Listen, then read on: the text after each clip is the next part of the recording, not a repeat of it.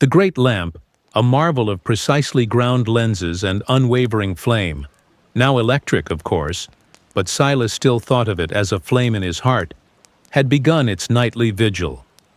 Its beam, a resolute finger of light, swept across the inky expanse of the North Atlantic, a silent, rhythmic promise of guidance and warning. Down below, in the living quarters of the Pemaquid Point Sentinel, as he liked to call his isolated domain, Silas Blackwood, a man whose 53 years were etched not in harsh lines of worry, but in the crow's feet of 1,000 squints, against sun-drenched seas, and the thoughtful furrows of a brow often bent in contemplation, felt the familiar shift within him. It was the gentle easing of the day's small duties, the logs to check, the machinery to inspect, the weather reports to monitor, into the deeper, more internal rhythm of the night watch. This was his favorite time, when the world shrank, to the comforting circle of the lamphouse glow above and the vast, breathing darkness of the ocean all around. Sleep, for many, was a surrender to oblivion. For Silas, the hours leading to his own carefully scheduled rest were a surrender to a different kind of awareness, a quiet, expansive communion. Tonight, the sea was in a gentler mood. The waves, which on stormier nights could hurl themselves against the granite cliff with the fury of a thwarted giant, now merely sighed against the rocks below, a deep, resonant exhalation that seemed to sync with his own breathing. The wind, too, was a soft murmur around the old stone tower, not the keening banshee it could sometimes be. It was the kind of night that invited introspection, the kind that made a solitary man feel less alone and more connected to the vast, silent presence that seemed to brood over the waters, a presence Silas had come to know simply as God. He sat, in his worn armchair, a cup of chamomile tea, his one concession to traditional sleep aids, warming his hands. Its steam carried the faint, sweet scent of apple and hay. He wasn't actively trying to coax sleep. Rather, he was allowing the day to unspool, to release its hold on him, much like a fisherman carefully plays out his line into the deep. Have you ever felt that, dear listener?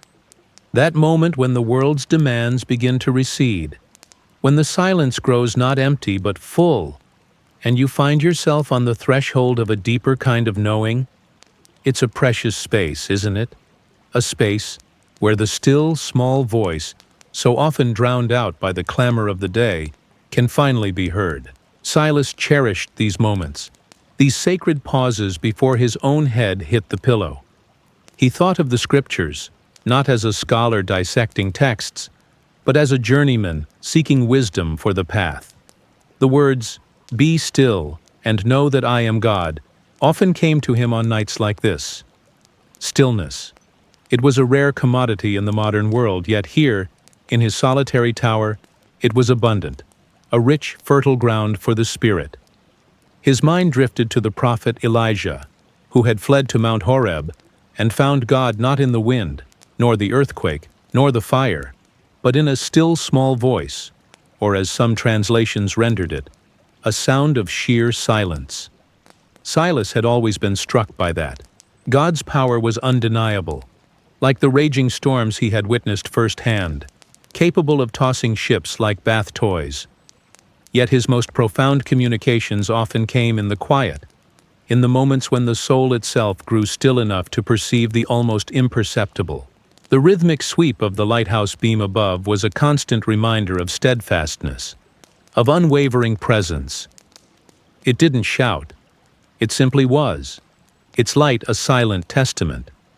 And Silas felt that God's presence was much the same, a constant, unwavering light in the sometimes turbulent darkness of human experience, perceived most clearly not when we are straining to see, but when we are quiet enough to simply receive its glow. He considered the rhythm of his own life in the tower, the methodical checks, the unwavering duty of keeping the light burning, the cycles of tide and weather. There was a liturgical quality to it, a sacred routine that mirrored the larger rhythms of creation. God, the great architect, had built order into the universe, the turning of galaxies, the orbits of planets, the seasons of the earth, the daily cycle of light and darkness. And in that divine order, there was an intrinsic invitation to rest. "For 6 days you shall labor and do all your work," the commandment read. "But the seventh day is a Sabbath to the Lord your God." This wasn't just a religious obligation, Silas felt, but a deep spiritual wisdom, an understanding of humanity's inherent need for cessation, for renewal, for a time to simply be in the presence of the Creator, rather than constantly doing for him or for the world. His own carefully structured shifts, which included ample time for restorative sleep, were a small echo of that divine pattern. The sea outside continued its gentle cadence, a timeless lullaby. He thought of Jesus, asleep in the stern of the boat, during the storm on the Sea of Galilee. The disciples, seasoned fishermen though they were terrified, convinced they were about to perish. Yet Jesus slept. What was the source of such profound peace, such utter trust in the face of apparent chaos and imminent danger? Silas believed it was an unshakable knowing of the Father's love and sovereign control. It wasn't that Jesus was oblivious to the storm, but that his connection to the source of all peace was stronger than the storm's fury. Silas often prayed for even a fraction of that kind of peace, especially on nights when the Atlantic roared like a tormented beast and the tower itself seemed to tremble. And sometimes, in the deepest part of the storm, a profound calm would settle in his own heart, a quiet assurance that underneath all the turmoil, the everlasting arms were indeed holding him, holding his little tower, holding the entire tumultuous world. His gaze fell upon a small framed photograph on his cluttered desk. It was of his late wife, Martha. Her smile, warm and genuine, seemed to radiate a quiet strength even from the faded image. There had been a time, after her passing, when sleep had been a battlefield, his grief a relentless adversary keeping peace at bay. The nights had been long then, the silence of the tower amplifying his sorrow. But even in that profound darkness, he had found solace, not in easy answers or trite platitudes, but in the steadfast, often silent companionship of his faith. He had learned, slowly and painfully, to cast his immense burden of sorrow upon the one who Scripture promised could bear it. And gradually, painstakingly, peace had begun to seep back in, like the slow turning of the tide, filling the empty spaces, smoothing the jagged edges of his grief. The memory of Martha was no longer just a source of pain, but a bittersweet ache, mingled with gratitude for the love they had shared, a love that he believed transcended the veil of death. And he learned that true peace wasn't the absence of sorrow, but the presence of God within the sorrow. The beam of light from above completed another silent sweep, its reflection momentarily gliding across the framed photo. It was like a gentle caress, a fleeting, luminous blessing. Silas thought of the light of the world, Jesus, who had said, "I am the light of the world. Whoever follows me will never walk in darkness, but will have the light of life." The lighthouse beam was a physical light, dispelling physical darkness, preventing physical disaster. But the light of Christ, Silas mused, was an inner light, dispelling spiritual darkness, offering guidance for the soul's journey, a steadfast beacon in the often confusing voyage of life. And this inner light, he believed, was what truly led to peace, the kind of peace that allowed one to sleep soundly even when the metaphorical storms of life raged. He considered the responsibility of his post. Countless lives depended on the reliability of his light. Ships navigating treacherous waters, fishermen returning home, even casual boaters who might lose their way. All looked to this point of land, to this tower, for a sign of safety, a point of reference. It was a weighty responsibility, yet he didn't find it crushing. Instead, he saw himself as a small part of a larger divine watchfulness. Psalm 121 often came to mind. "He who keeps you will not slumber. Behold, he who keeps Israel will neither slumber nor sleep. If the ultimate keeper of the universe was eternally vigilant, then his own small efforts were simply a participation in that grand, divine oversight. This perspective didn't diminish his diligence, but it did remove the sting of ultimate, solitary responsibility. He did his part faithfully and trusted that God, in his sovereignty, would do the rest. This trust was a cornerstone of his ability to rest, to truly let go when his watch was done. The warmth from his teacup was seeping into his hands, a comforting sensation. The scent of chamomile was mellow, soothing. He wasn't consciously trying to analyze scripture or formulate deep theological insights. His thoughts were more like a gentle meandering stream, flowing through familiar landscapes of faith, pausing at certain well-loved vistas. He thought of Jacob at Bethel, using a stone for a pillow, and dreaming of a ladder reaching to heaven, with angels ascending and descending. A hard pillow, a desolate place, yet it became a house of God, a gate of heaven. Sometimes, Silas felt, the most profound encounters with the divine occurred not in comfortable cathedrals, but in the stark, uncomfortable places of life, when all human supports had fallen away, and one was left with nothing but the bare reality of God's presence. His own lighthouse, with its inherent solitude and its exposure to the raw power of nature, had become such a Bethel for him, a place where the veil between heaven and earth often felt incredibly thin. He remembered a particularly fierce nor'easter from a few years back. The wind had howled with such malevolence that the ancient stone tower seemed to sway. Waves, monstrous and green, had exploded against the cliffs, sending spray hundreds of feet into the air, coating the lantern room windows with a thick rime of salt. Sleep had been impossible then, not just for him but for any creature seeking shelter. He had spent the night in the lantern room not out of fear, but with a strange sense of exhilaration, of being at the very heart of God's untamed power. And amidst the fury, a profound sense of God's majesty had enveloped him. If this was the raw power of his creation, how much greater must be the Creator himself? And if this Creator was also the loving Father revealed in Jesus, then what ultimately was there to fear? That night, though sleepless, had brought a different kind of rest, a rest of the soul in the awesome sovereignty of God. The ocean eventually calmed, as it always did. The sun rose on a scoured, transformed landscape, and a deep, bone-weary, but profoundly peaceful sleep had finally claimed him. Tonight, however, was different. It was a night for gentle peace, not for wrestling with elemental forces. The sea's soft sighing was a lullaby, the wind's murmur a soothing whisper. His eyelids were beginning to feel heavy, the earlier alertness softening into a pleasant weariness. He knew that the one who kept the stars in their courses and the tides in their rhythms also cared for the intricate rhythms of his own body, his own need for sleep. He gives to his beloved sleep. The psalmist's words echoed in his mind, not as a demand, but as a tender promise. It was a gift, this nightly surrender, a gift to be received with gratitude, a time for the body to repair, the mind to quiet, and the spirit to commune in ways that consciousness often hindered. He was ready to receive that gift. The great lamp above would continue its unwavering watch. And Silas Blackwood, keeper of the Pemaquid Point Sentinel, servant of the light, would soon commend his own spirit to the keeper of all, and lay himself down in peace to sleep.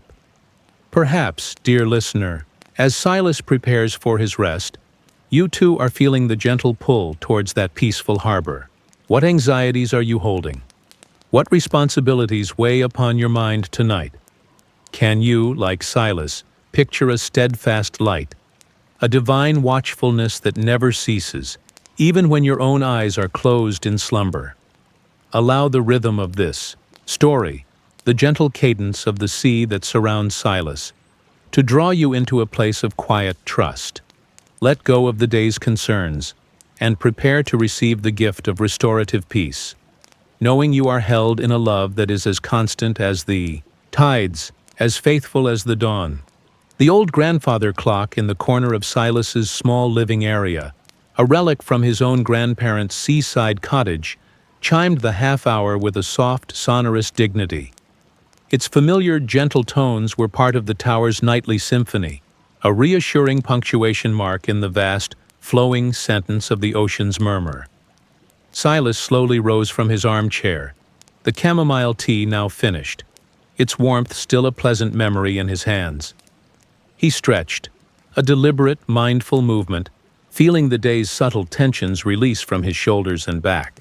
The act of preparing for sleep, for him, was not a hurried rush, but a gradual unwinding, a conscious transition from the responsibilities of his watch to the vulnerability and trust of repose. The great lamp above continued its unwavering sweep, a silent, luminous guardian, and its rhythm seemed to infuse the very air of the tower with a sense of steadfastness, of reliable continuity. He felt a profound kinship with that light. He a human keeper, it a mechanical one, both serving a purpose greater than themselves. He moved about his small, meticulously ordered space, performing the simple, familiar rituals that preceded sleep. He checked the barometer one last time, its needle steady, indicating the continued calm. He ensured the small heater was set just right, warding off the chill that could creep into the old stone structure even on milder nights. Each action was performed with a quiet deliberateness, not out of obsessive habit, but from a deep-set desire for order and preparedness, a desire that somehow mirrored the inherent order he perceived in God's creation. This careful attention to the small details paradoxically freed his mind, allowing it to settle, to grow still, rather than being agitated by forgotten tasks or lingering concerns. He was creating an external environment of peace to match the internal peace he sought. His thoughts drifted to the story of Noah and the ark. What must those nights have been like, suspended between a drowned world below and a sky hidden by relentless rain? The only sounds the creaking of timbers, the cries of the confined animals, and the ceaseless drumming of water? There must have been moments of profound fear, of overwhelming uncertainty. Yet Noah and his family were preserved, held safe within the vessel God had instructed him to build, sustained by a divine promise amidst cosmic upheaval. Silas often thought of his lighthouse tower as a kind of ark, a small, steadfast sanctuary, riding out the storms of the world, not just the literal storms of the Atlantic, but the more subtle internal tempests of human experience. And sleep in this ark felt like a profound act of trust, a belief that even when the world outside was dark and uncertain, there was a divine hand on the tiller, a divine purpose unfolding. Even in the hidden hours of rest, he picked up his well-worn Bible from the small table beside his chair. Its cover was soft and yielding from years of handling, its pages edged with the patina of time and frequent use. He didn't intend to read extensively now. His eyes were growing heavy, and the desire for sleep was a gentle but insistent call. Instead, he let the book fall open where it would, a practice he sometimes engaged in, not as a form of divination, but as a receptive posture, allowing a word or a phrase to speak to him in that quiet, transitional moment before sleep. His finger rested on a passage in Isaiah. "For thus said the Lord God, the Holy One of Israel, in returning and rest you shall be saved. In quietness and in trust shall be your strength." He read the words slowly, letting their cadence sink into his spirit. Returning and rest. Quietness and trust. Strength. These were not passive states, he mused, but active choices, deliberate orientations of the soul. And they were presented not just as nice ideas, but as pathways to salvation, to strength. Silas had learned, through the sometimes harsh tutelage of life, the deep truth of those words. There had been times when he had tried to battle his way, through difficulties, to strive and fret and worry his problems into submission, only to find himself exhausted and no further ahead. And then there were times, often born of sheer weariness, when he had finally yielded, had returned to that place of quiet trust, had simply rested in God's sovereignty, and it was then that solutions had often appeared, or strength had been given, or peace had descended in unexpected ways. Sleep itself, he was coming to understand more deeply with each passing year, was a profound act of returning and rest. It was a daily returning to a state of childlike dependence, a nightly resting in the assurance that the world, and his own small life within it, could indeed go on without his constant, vigilant supervision. And in that surrender, paradoxically, lay a deep and resilient strength. He closed the Bible gently, leaving his finger for a moment on the comforting words, then placed it back on the table. The rhythmic sweep of the lighthouse beam, visible as a fleeting glow through the thick stone walls of his living quarters whenever it passed a certain angle of his small window, was like a visual amen to his reflections. Steady, unwavering, reliable. He thought of God's promises, described in Scripture as yes and amen. There was a solidity to them, a dependability that transcended the shifting sands of human emotion and circumstance, and the promise of rest for the weary, of peace. For the troubled heart was one of the most precious of those promises. He was, in these quiet moments, preparing to claim that promise, not with a demanding spirit, but with a grateful, receptive heart. His small bedroom was an alcove off the main living area, little more than a space for his narrow bed and a small chest of drawers. The window here was smaller, deeply recessed in the thick stone wall, offering a more focused, almost framed view of the night sky and the sea beyond. As he stood by this window for a moment, looking out, the vastness of the ocean stretched before him, an immense, dark canvas speckled with the distant, shimmering light of stars. On such a calm night, the horizon line was clear, a distinct demarcation between sea and sky. It gave a sense of order, of boundaries respected. He remembered Jesus calming the storm with a word, "Peace, be still," and the wind ceased, and there was a great calm. The sheer authority in that command, the power to bring order out of chaos with a simple utterance, filled Silas with a sense of awe.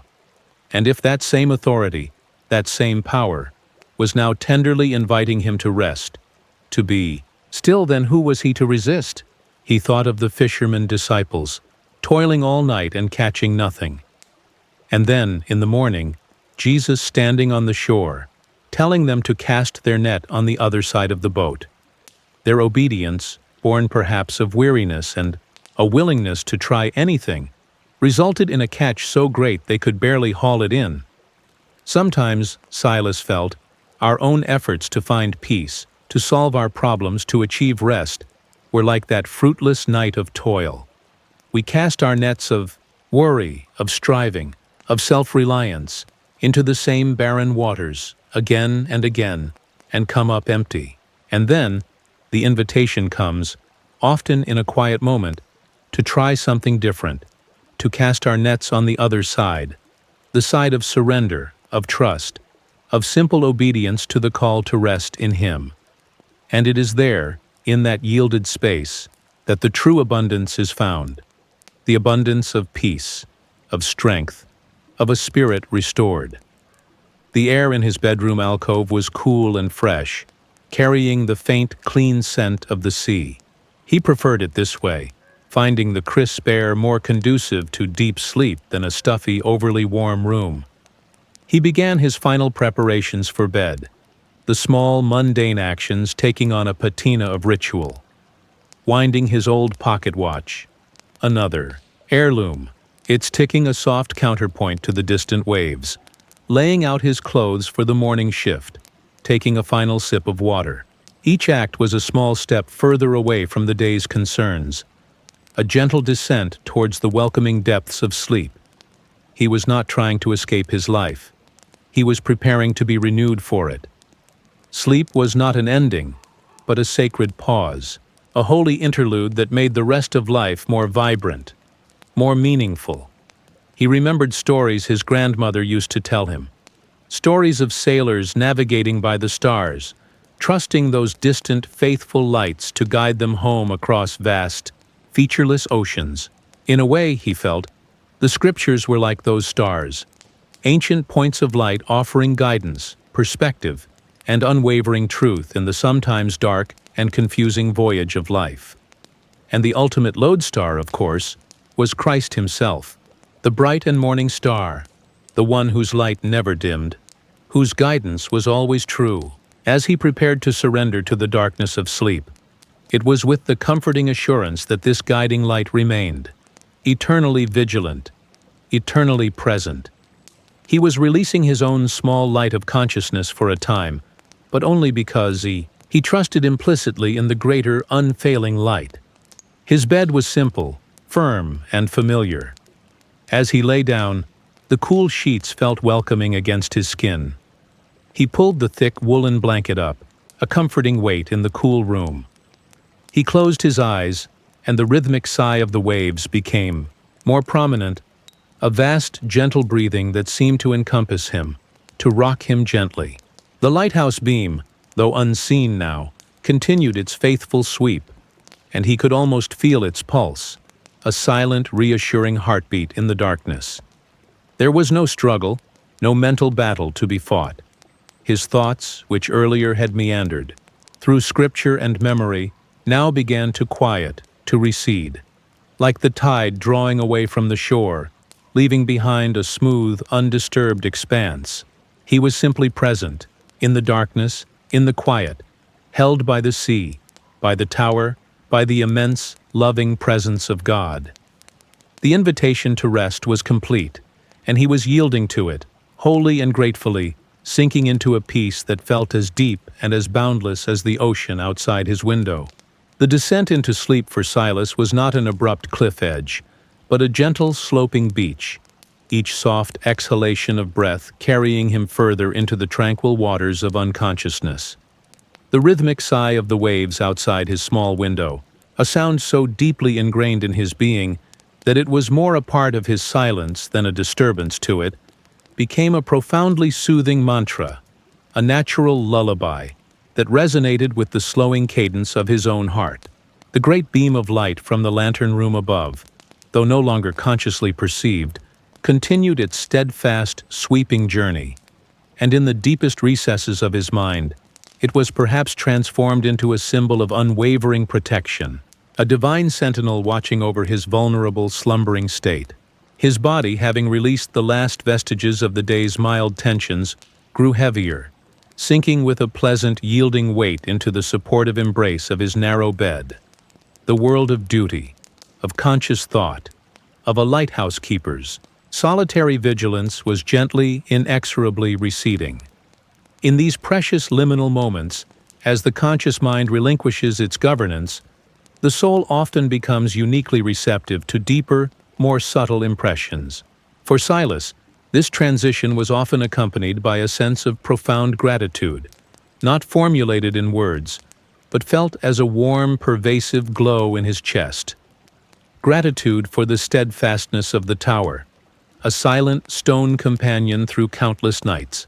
Gratitude for the wild beauty of the sea, his constant, ever-changing neighbor, a reminder of God's magnificent, untamed power and his delicate artistry. Gratitude for the gift of life itself, with its sorrows and its joys, its challenges and its profound moments of grace. And overarching all, a deep, abiding thankfulness for the unwavering presence of God, a presence that felt as real and as tangible as the cool, salt-tinged air he breathed. This inarticulate gratitude was the final, gentle current carrying him out into the ocean of sleep. His thoughts, if they could still be called such, were no longer coherent narratives or scriptural reflections, but more like disconnected, softly, luminous images drifting through a calm inner sea.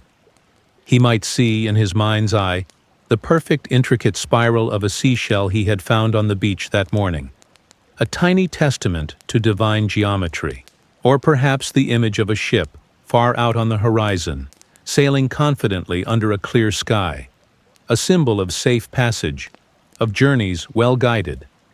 These were not anxious, problem-solving images, but gentle, affirming pictures, like illustrations in a beloved ancient storybook of faith. They were the quiet murmurings of a soul at peace, a soul that had learned to find its rest, not in the absence of the world's complexities, but in the steadfastness of its creator. He recalled, in this dreamy, pre-sleep state, the story of the prophet Samuel as a boy, sleeping in the temple near the Ark of God. 3 times the Lord called him, and Samuel, thinking it was Eli the priest, ran to him. It was only after Eli's instruction that Samuel understood and responded, "Speak, Lord, for your servant is listening." Silas had always been touched by the intimacy of that encounter, the Lord calling a child in the quiet of the night, and he wondered if, in the depths of our own sleep, when our conscious minds are stilled, God might still speak to us in ways we don't fully comprehend, imparting peace, whispering reassurance, gently mending the frayed edges of our spirits. Perhaps true rest wasn't just a physical or mental blankness, but an opportunity for a deeper, more subtle form of divine communication, a sacred listening that occurred beyond the realm of waking awareness.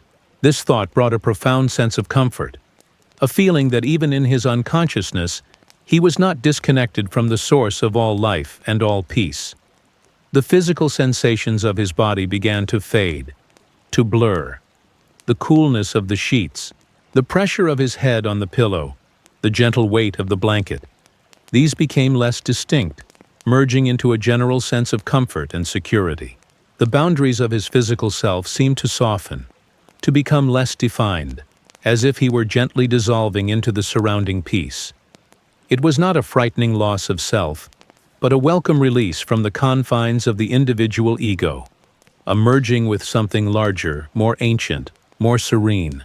He was a small, quiet pool, reflecting the vast, starlit sky of God's presence. The rhythmic pattern of the waves outside was no longer just an external sound. It seemed to have become the very rhythm of his own being, his breath and heartbeat, syncing with that timeless oceanic pulse. He remembered Jesus' words, "Come to me, all you who are weary and burdened, and I will give you rest.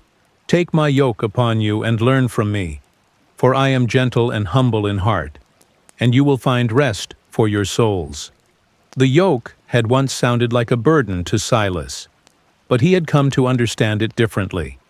A well-made yoke, shared between 2 oxen, actually made the load lighter, distributed the effort, ensured a steady, coordinated pull. Perhaps Jesus' yoke was not an additional burden, but an invitation to share the load, to walk alongside him, to learn his rhythms of grace, his gentleness, his humility. And sleep, Silas mused, was a nightly laying down of one's own ill-fitting, solitary yoke of anxieties and strivings, and a trusting acceptance of that lighter shared yoke, which paradoxically led to profound rest for the soul. In his current state of surrender, he felt the truth of that gentle, humble heart, and its profound capacity to give rest. The darkness behind his closed eyelids was not an empty blackness, but a deep, velvety space, full of potential, like the rich, dark soil from which new life springs. There was no fear in this darkness, only a sense of sanctuary, of being hidden and protected. It was the darkness of the womb, nurturing and safe. It was the darkness of the deep sea, where ancient unseen wonders reside. It was the darkness of the night sky, against which the stars shine most brightly. And in this personal, sacred darkness, Silas felt his own small light of consciousness being lovingly enfolded, allowed to dim and rest, so that it might shine more brightly in the morning. He was not being extinguished. He was being renewed. A profound sense of trust, deeper than any conscious decision, settled over him. Trust in the strength of the stone tower that had weathered a century of storms. Trust in the faithfulness of the light above, which would continue its vigil while he slept. Trust in the rhythms of the sea, which even in its wildest moments obeyed ancient laws. And above all, trust in the God who had created and sustained all these things, the God whose love was as boundless as the ocean, whose faithfulness was as constant as the stars, whose presence was a steadfast beacon in any darkness. This trust was not a fragile thing easily shaken. It was a deep bedrock conviction, forged in the crucible of a life lived in close proximity to the raw power and serene beauty of creation, and nurtured by a lifelong walk of faith. It was this trust that now formed the softest, most secure pillow for his weary head. The last vestiges of coherent thought dissolved like salt in water, leaving only a pure, undifferentiated sense of peace.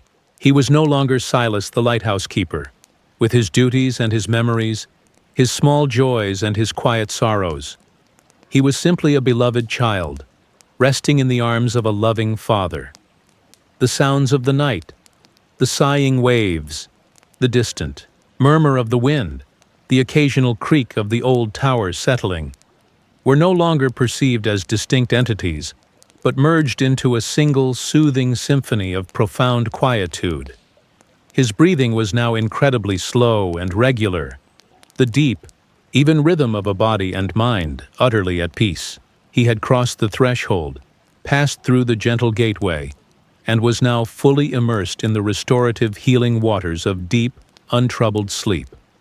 The keeper of the light was now himself kept, safe and secure, in the light of God's unwavering, watchful love.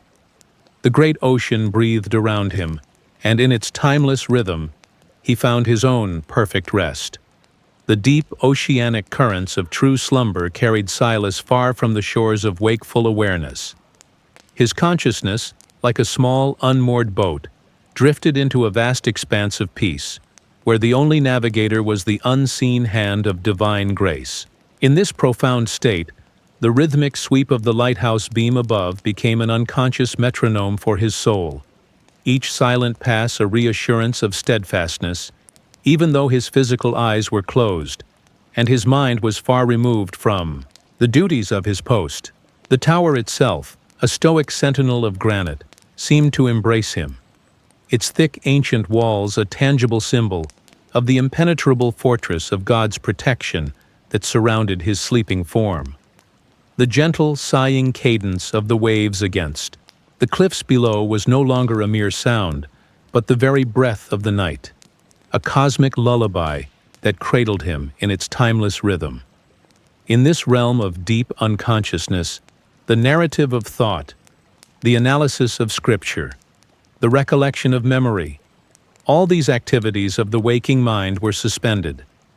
What remained was a state of pure being, a profound immersion in the stillness that is the bedrock of all true rest. It was akin to the utter silence found in the deepest parts of the ocean, a silence not empty, but full of an ancient, powerful peace, where the pressures of the surface world cannot penetrate. Or perhaps it was like the suspended animation of a seed buried in the earth during winter, outwardly dormant, yet inwardly holding the potent promise of life, of future blossoming, sustained by unseen forces. Silas, in his deep sleep, was this seed, his spirit being quietly nourished, restored, and prepared for the eventual return of light and activity. The peace wasn't just an absence of disturbance, it was a positive, healing balm applied to the deepest layers of his being. If dreams visited him in these profound depths, they were not the chaotic, fragmented narratives of a restless mind. Instead, they were likely impressions of immense calm, of boundless light, of being effortlessly supported and carried. He might feel, rather than see or hear, a sense of floating in a warm, buoyant sea of pure love, where all striving ceased and only acceptance remained. Or perhaps he experienced a sensation of being enveloped in a soft, luminous cloud, where all anxieties dissolved like mist in sunlight. These were not dreams to be dissected for meaning upon waking, but rather experiences that subtly realigned his spirit, washing away the accumulated grime of daily cares and infusing him with an unspoken sense of hope and resilience. It was the peace of God, which transcends all understanding, not just guarding his heart and mind, but actively working its restorative magic within the hidden sanctuary of his unconsciousness. Imagine the meticulous work of a master craftsman, restoring a delicate antique clock. Each tiny gear is cleaned, each spring is tested, each jewel is polished, all with an infinitely patient and knowing touch, until the entire mechanism is brought back to perfect, harmonious working order. So in the deep workshop of sleep, the divine craftsman was tending to Silas's inner being. The subtle strains on his nervous system from the day's low-level stresses were being eased. The emotional equilibrium, perhaps slightly tipped by small frustrations or fleeting worries, was being gently restored. The spiritual well springs, drawn upon during his waking hours of prayer and contemplation, were being silently replenished from an inexhaustible source. This was not a work Silas could perform for himself. It was a gift, received in absolute passivity, a testament to the Creator's intimate understanding of his creation's needs. The Lighthouse Tower stood as a symbol of unwavering faithfulness against the vast, sometimes tempestuous, backdrop of the sea. And Silas, within its protective embrace, was experiencing a personal reflection of that faithfulness. The God who had set the boundaries for the ocean, saying, "Thus far shall you come, and no farther," was also setting boundaries around Silas's weariness, saying, "Here, my beloved, you shall rest." This divine permission, this sacred invitation to cease from labor and simply receive, was the foundation of his profound peace. He was not neglecting his duty by sleeping. He was participating in a divinely ordained rhythm, a cycle of activity and rest that was woven into the very fabric of creation. His small human faithfulness in keeping the physical light was mirrored by God's immense cosmic faithfulness in keeping him. Consider the lilies of the field, how they grow without toiling or spinning, yet are arrayed in a glory surpassing Solomon's, or the birds of the air, who neither sow nor reap nor gather into barns, yet are fed by their heavenly Father. These images from Scripture often spoke to Silas of a profound trust in divine provision, a letting go of anxious self-reliance. In his deep sleep he was, in a way, embodying that lily-like, bird-like trust. His conscious efforts had ceased, his worries were silenced, and yet he was being sustained, nourished, protected by a care far greater than his own. This was not an abdication of responsibility, but a recognition of ultimate dependence, a dependence that, paradoxically, was the source of true freedom and true peace. The darkness within his small, stone-walled bedroom was complete now, a velvet curtain drawn against the faint, ambient light of the stars. But this darkness was not oppressive. It was comforting, cocooning. It was the darkness that allows the body's deepest restorative processes to occur. The darkness that signals to the pineal gland to produce melatonin, the hormone of sleep and healing. It was a darkness that was, in its own way, full of life, full of quiet, miraculous activity. And in this healing darkness, Silas was like a patient in the hands of the great physician, his every cell, every fiber of his being, responding to the silent, infallible prescription of rest. The rhythmic cadence of the waves outside continued its timeless song, a planetary heartbeat against which Silas's own heart beat in slow, steady sympathy. This connection to the natural world, to the vast, ancient rhythms of creation, was a profound source of comfort for him. He was not an isolated entity, but a small part of a magnificent, interconnected whole, all held within the mind and heart of God. This sense of belonging, of being woven into a tapestry, far grander than his individual life, contributed to the depth of his peace. He was secure not just in his stone tower, but in his place within God's vast, benevolent order. The great lamp above turned and turned again, its beam a silent, sweeping affirmation of vigilance. And beneath that unwavering light, the keeper of the light slept on profoundly, peacefully.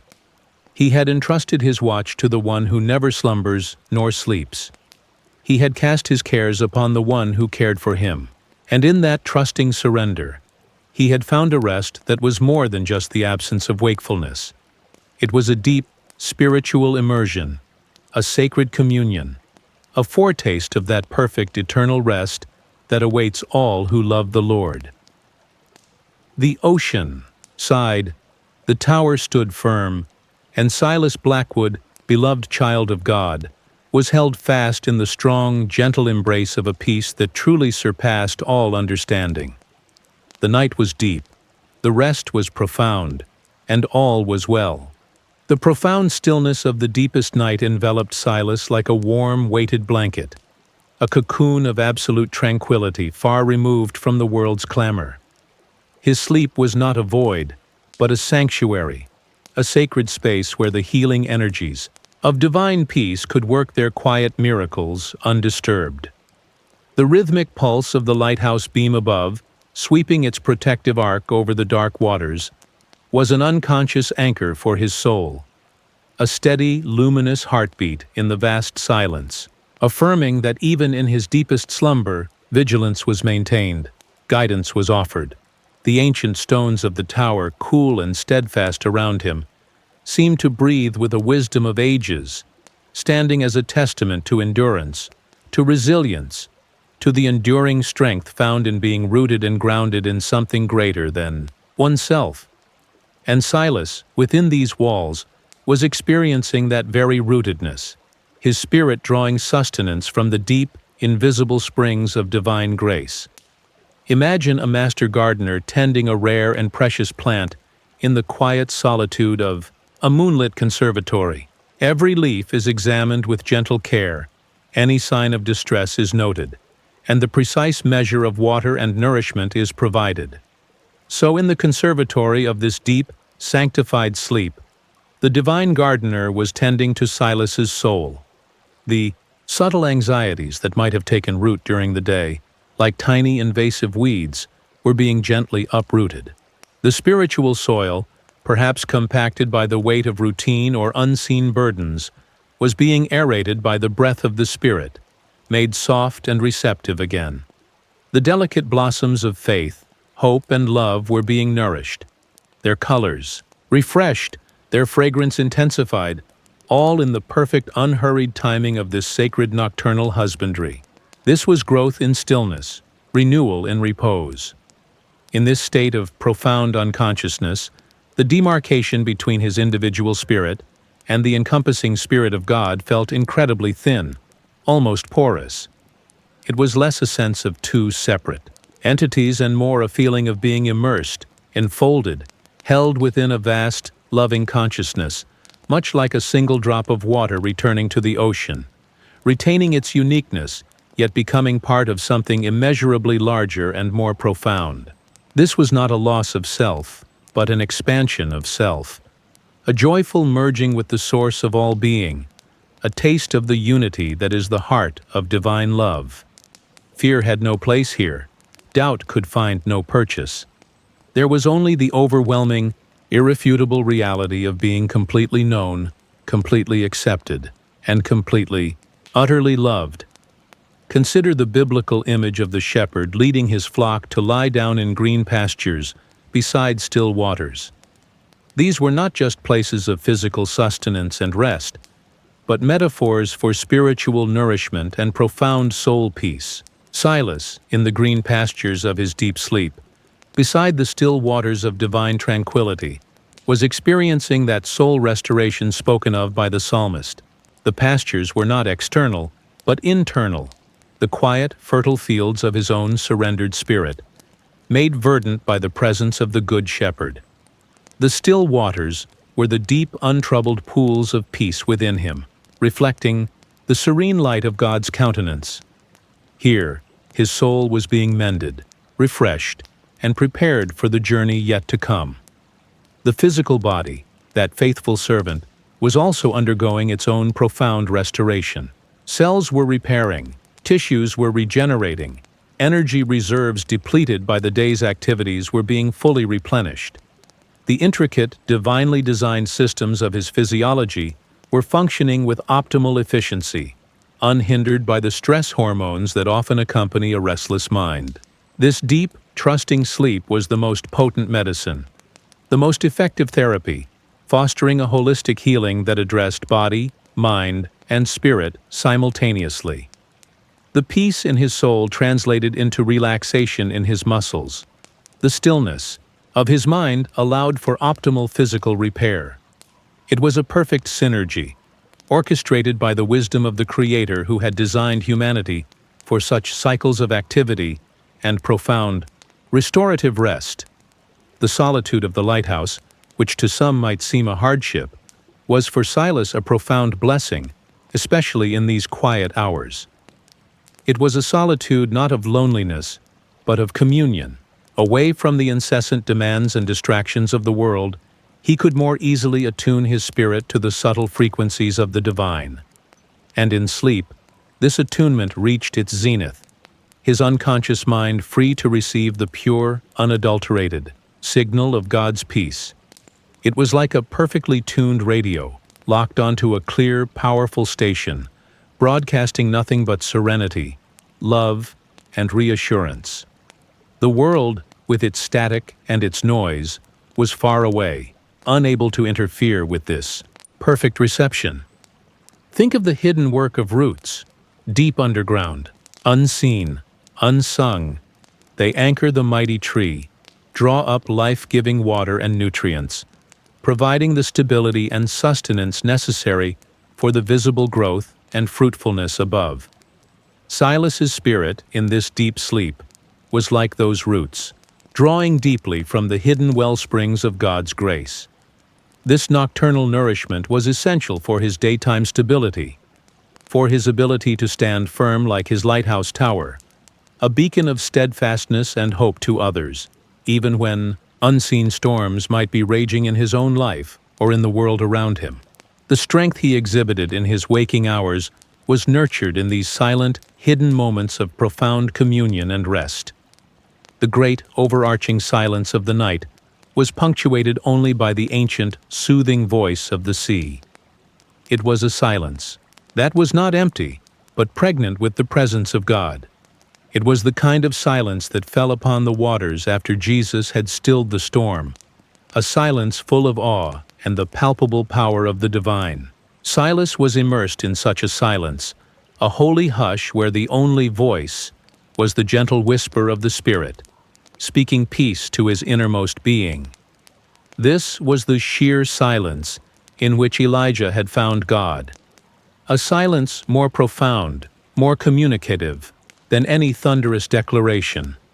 And in this silence, Silas was being remade, renewed, held. The lighthouse beam continued its tireless rhythm, a symbol of the light that shines in the darkness that cannot overcome it.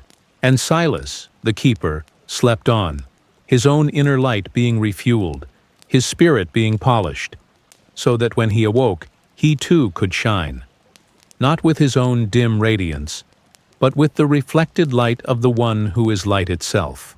The world could not see the profound transaction occurring within the humble sleeping quarters of the Pemaquid Point Sentinel, but heaven was attentive. Angels perhaps ministered to him, as they had to prophets and apostles of old, smoothing away the weariness, reinforcing the foundations of his faith, whispering secrets of divine love too deep for conscious comprehension. He was not forgotten, not alone. He was a beloved child, resting securely in the night watch of his heavenly Father, under the steadfast gaze of the eternal light. The depths of the night held no terror for him, only the profound promise of restoration, of peace, of a love that never sleeps. The heart of the night, that profound velvet expanse between midnight and the first hint of dawn, cradled Silas in its deepest embrace. The rest he experienced was beyond mere physical refreshment. It was a soul-level immersion in a peace so complete, so absolute, that it felt like a foretaste of eternity. The rhythmic sweep of the lighthouse lamp overhead, a constant, unwavering reassurance, was woven into the very fabric of his unconsciousness, no longer a perceived signal, but an internalized rhythm of steadfastness, mirroring the steadfastness of the divine love that held him. The ancient stones of the tower, having absorbed the chill of the North Atlantic night, radiated a sense of enduring strength, a silent promise of shelter and security, and Silas, within their embrace, was a living embodiment of the trust that finds its refuge in the rock of ages. The ocean's breath, a slow, deep, resonant sigh against the cliffs, was the earth's own slumber song, and his spirit, perfectly attuned, rested within its ancient, soothing cadence. Imagine a skilled artisan, meticulously restoring a priceless age-old tapestry. In the quiet stillness of their workshop, by the focused light of a single lamp, each thread is examined, each subtle tear is mended, each faded color is considered for gentle renewal. The work is slow, patient, infinitely careful, driven by a deep love for the beauty being preserved and restored. So in the hushed workshop of Silas's deep sleep, the divine artisan was tending to the tapestry of his soul. The almost invisible snags of daily anxieties, the tiny frays caused by unspoken griefs or lingering doubts, the areas where the vibrant colors of joy or hope might have been dulled by weariness, all were being addressed with a touch infinitely gentle, infinitely wise. This was not a destructive unraveling, but a loving reweaving, a restoration of the original divine design, strengthening the warp and woof of his being, preparing him to face the world anew with renewed integrity and quiet radiance. In this profound state, the usual boundaries of self seemed to dissolve. It was not an annihilation, but an expansion, emerging with the boundless peace that is the native atmosphere of God.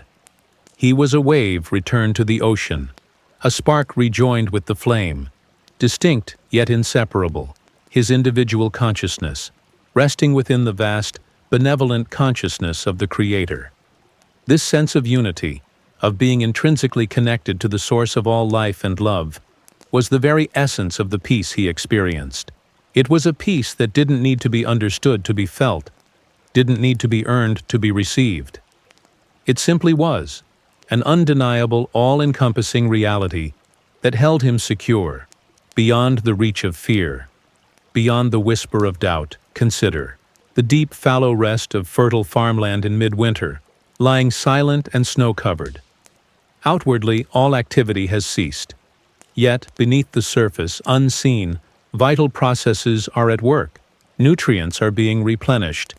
The soil structure is being renewed, and the latent life within dormant seeds is being preserved and prepared for the eventual explosive resurgence of spring. Silas's spirit, in this deep Sabbath of sleep, was like that fallow field. Though his conscious mind was still, his inner being was far from inactive.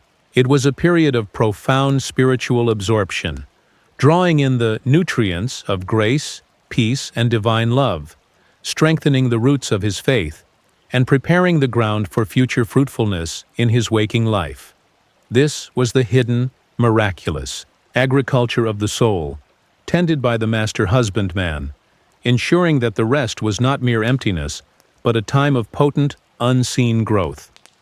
The physical manifestations of this deep rest were absolute. His body, utterly yielded to the pull of gravity and the support of his bed, was a study in complete relaxation. Every muscle, from the large groups in his back and legs to the tiny, often tense muscles around his eyes and jaw, was in a state of profound release. His breathing was so slow, so shallow, it was almost imperceptible, yet it was perfectly sufficient, each gentle inhalation drawing in not just oxygen, but the very essence of the peace that filled the room. His heart beat with a slow, steady, powerful rhythm, like a perfectly calibrated chronometer marking the passage of this sacred healing time. All the body's intricate systems, free from the interference of stress or mental agitation, were dedicated to the singular task of repair, restoration, and renewal.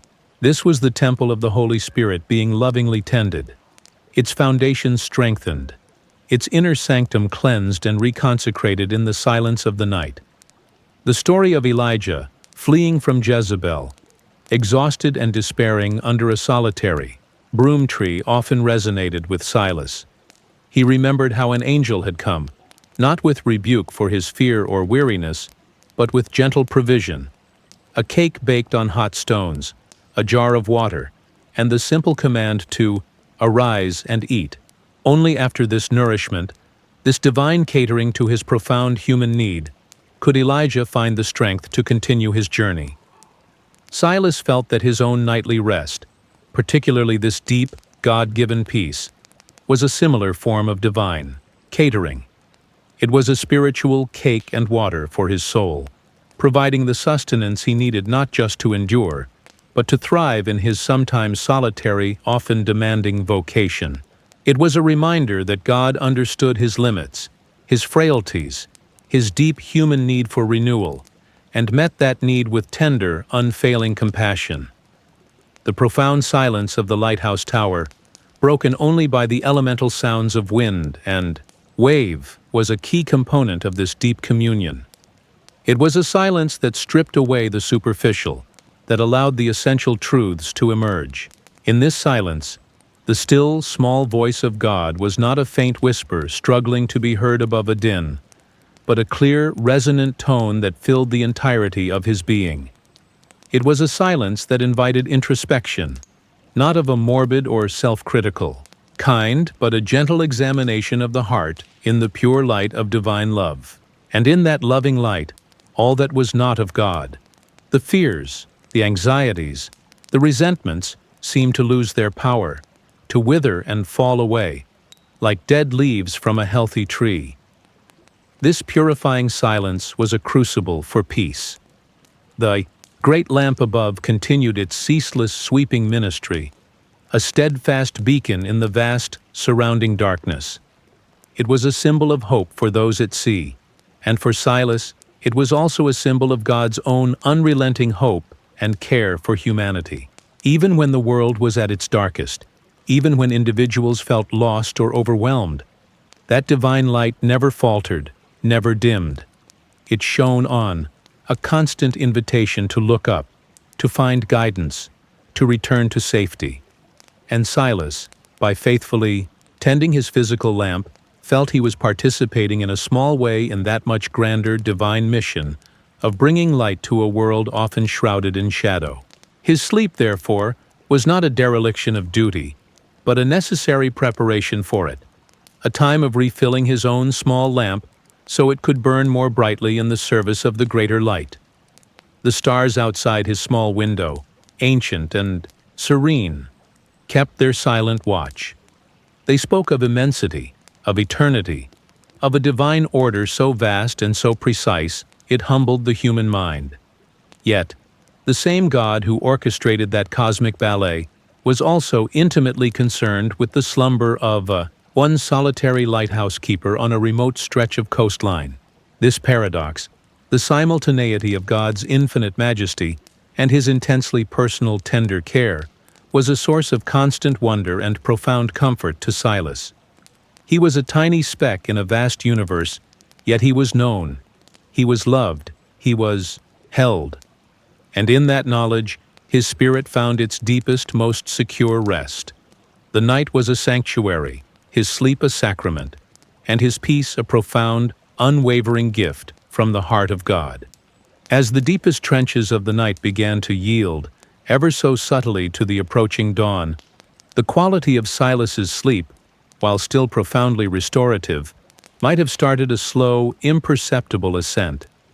It wasn't a lessening of peace, but rather a gentle transition within that peace, like an ocean current gradually shifting its course as it nears a familiar coastline. The all-consuming oblivion of the midnight hours, where his individual consciousness had been almost entirely suspended, began to transform into a state still deeply restful, yet perhaps tinged with the faintest, most subliminal awareness of his own being, of the steadfast tower around him, of the breathing sea beyond. The great lamp above continued its rhythmic sweep, its light a constant, silent promise.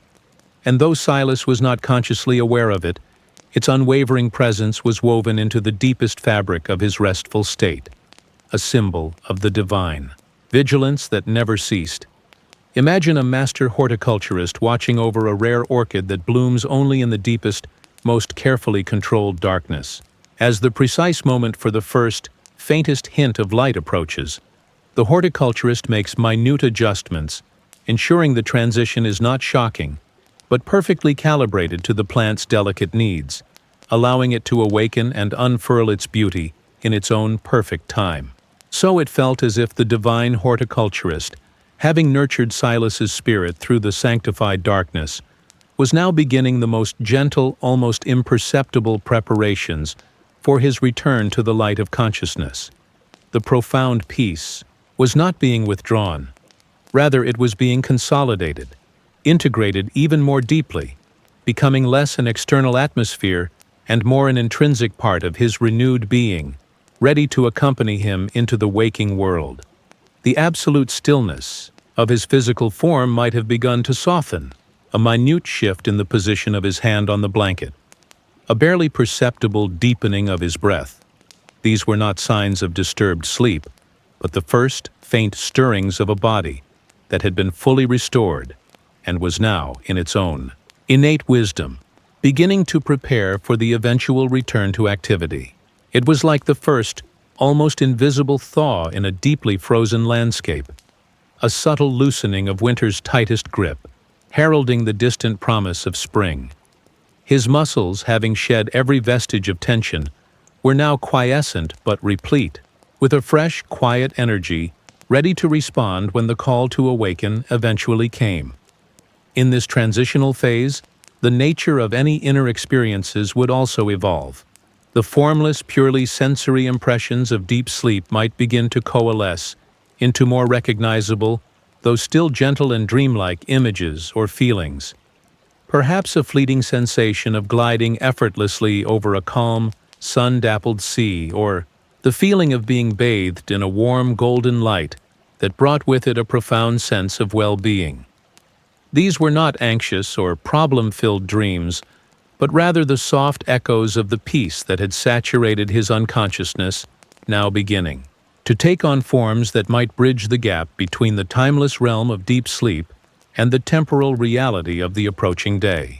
They were like the first tentative brushstrokes on a canvas that would soon depict the landscape of his waking thoughts. The ancient stones of the Lighthouse tower, which had seemed to absorb the profound silence of the deepest night, might now begin to transmit the faintest, most subtle vibrations of the awakening world. The wind, still a soft murmur, might carry with it the distant, almost inaudible cry of a waking seabird. The sea itself, though its rhythm remained a gentle sigh, might have a slightly different timbre as the atmospheric conditions began their slow shift towards dawn. These were not yet sounds or sensations that would penetrate Silas's deep peace, but rather infinitesimal cues, perceived at a profoundly subconscious level, gently signaling that the earth was beginning its slow turn towards the sun. His connection to the external world, though still deeply submerged, was beginning a gradual, almost imperceptible re-establishment. Consider the story of Jesus walking on the water towards his disciples, in the midst of the storm, during the fourth watch of the night, those pre-dawn hours. His appearance brought both fear and eventual recognition, culminating in Peter's bold, if temporarily faltering, attempt to join him. Silas, in his own deeply peaceful fourth watch, was not contending with a storm, but rather experiencing the profound calm that followed his complete surrender to God's care.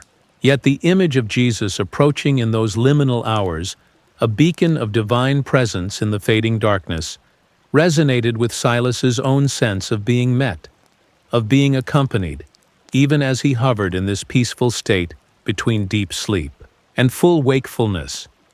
The divine was not distant, but drawing near, preparing to walk with him into the new day. The profound sense of security, of being utterly safe and held, which had been the bedrock of his night's rest, remained unwavering. This was not a fragile peace. easily shattered by the first stirrings of the external world. It was a deep, resilient calm, fortified by hours of uninterrupted communion with the divine. This intrinsic security was what would allow him to transition smoothly into wakefulness, without the jarring disorientation that can sometimes accompany a sudden return from deep sleep. He was being gently acclimated, his spirit slowly recalibrating to the rhythms of the waking world, all while being continuously cradled in that perfect peace. Imagine a deep well, filled to the brim with clear, cool water. Even as some water is drawn from it, the well itself remains full, replenished from an unseen, inexhaustible spring. Silas's spirit, having been filled to overflowing with divine peace during the night, was now in this state. As he began his slow ascent towards consciousness, he would be drawing upon this inner abundance, yet the source itself remained undiminished. The rest he had experienced was not a finite resource that would be quickly depleted, but a connection to an infinite supply of grace and tranquility. This understanding, though not yet consciously formulated, was part of the profound assurance that underpinned his continued rest. The darkness in his room, though still deep, was perhaps losing its absolute inky quality, subtly mellowing into the softer darkness that precedes the first gray light of dawn. This was not a change he would consciously perceive, but his body's internal chronometers, exquisitely sensitive to the faintest environmental cues, would be registering these minute shifts, gently guiding his physiology towards the waking state. The hormonal balance that had favored deep sleep was now slowly, precisely beginning to shift, preparing the way for the release of cortisol and other hormones that would facilitate a smooth and natural awakening. All of this was occurring beneath the surface of his peaceful repose, a perfectly orchestrated, divinely designed process. The great lamp above, its beam as faithful as the morning star, continued its silent ministry. And Silas, the humble keeper, rested on, his own inner lamp being gently trimmed and refueled by an unseen hand. He was being prepared not just to wake, but to awaken well, to bring the serenity of his sacred night into the reality of his coming day. The transition was not an interruption of his peace, but a continuation of it, a slow, graceful unfolding from one state of blessedness into another. The keeper was still kept, his heart secure, his spirit serene, as the night prepared to surrender its deepest watch to the gentle emissaries of the dawn. The subtle, almost imperceptible current of approaching wakefulness began to draw Silas gently from the deepest harbors of sleep towards the familiar shores of consciousness. The profound peace that had been his constant companion through the night did not recede. Rather, it felt as if it were coalescing within him, transforming from an all-encompassing atmosphere into a quiet, radiant core that would illuminate his first waking thoughts. His body, though still profoundly relaxed, was losing the absolute inertia of midnight's deepest slumber. A slight shift of his weight on the mattress, a slow, unconscious stretching of a leg. These were not signs of restlessness, but the gentle preambles of a system preparing to re-engage, like an engine turning over softly before it fully catches. His breathing, while still measured and calm, might have gained a fractional increase in volume, a subtle indication of the body's increasing readiness for the demands of a new day. The great lamp above, its rhythmic sweep a silent testament to the passing night, continued its vigil, and though Silas was not yet aware of it, the quality of the pre-dawn light it cut through was subtly changing, softening. Imagine a landscape at the very cusp of dawn. The deepest shadows are beginning to lighten, contours are emerging from the darkness, and a faint, almost ethereal glow touches the eastern horizon. The world is still quiet, holding its breath, but there's an undeniable sense of anticipation, of immanent revelation. Silas's inner world mirrored this scene. The profound oblivion of deep sleep was giving way to a state of serene semi-awareness. The peace remained absolute, but it was now a peace that seemed to be looking towards the light ready to greet it. The journey back from the depths was as divinely orchestrated and as gentle as the descent had been hours before, ensuring a smooth, seamless transition. The subtle sounds from the world beyond his stone walls, previously just undifferentiated, murmurs on the very edge of his subconscious, began to crystallize into more recognizable forms, though still perceived through a thick, comforting veil of peace.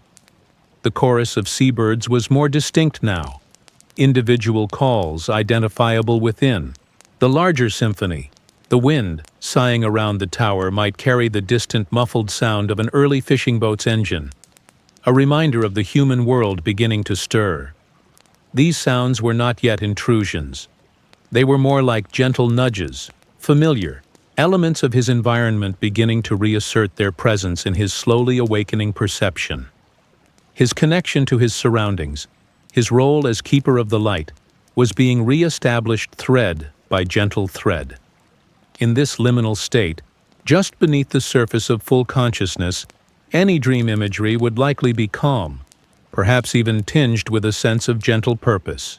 He might have a fleeting, peaceful image of himself tending the great lamp, its light clear and strong, or a sense of the vast, calm sea stretching out before him under a benevolent sky.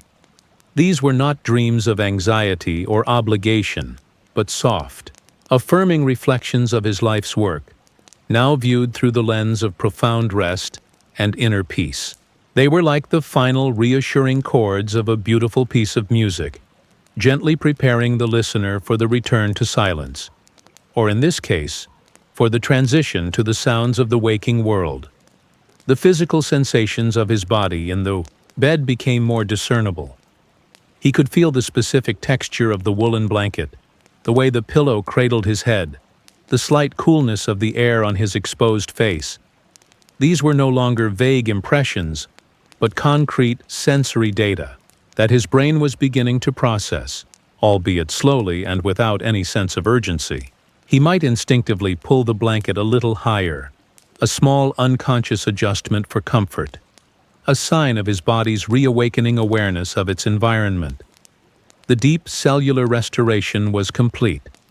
Now his physical being was gently preparing to move, to act, to once again inhabit the world with purpose. The profound relaxation remained, but it was now imbued with a latent vitality, a quiet readiness. Consider the biblical account of the Transfiguration, where Jesus, on a high mountain, was gloriously transformed, his face shining like the sun, his clothes becoming dazzling white. Peter, James, and John, awakened from sleep, witnessed this divine radiance. While Silas's experience was internal and far humbler, there was a subtle parallel. He had been, in a sense, in a sacred, hidden place during his sleep, touched by a divine light that had renewed his spirit. Now, as he approached wakefulness, he was carrying a reflection of that inner radiance, a quiet luminosity that would inform his being as he re-entered the ordinary world. This was not a brilliance to be displayed, but a gentle, steady glow to be lived. The unwavering peace that had been his sanctuary throughout the night now felt less like an external shelter and more like an integral part of his own being, as if it had been woven into the very sinews of his soul. This intrinsic peace was his shield and his sustenance as he neared the threshold of the new day.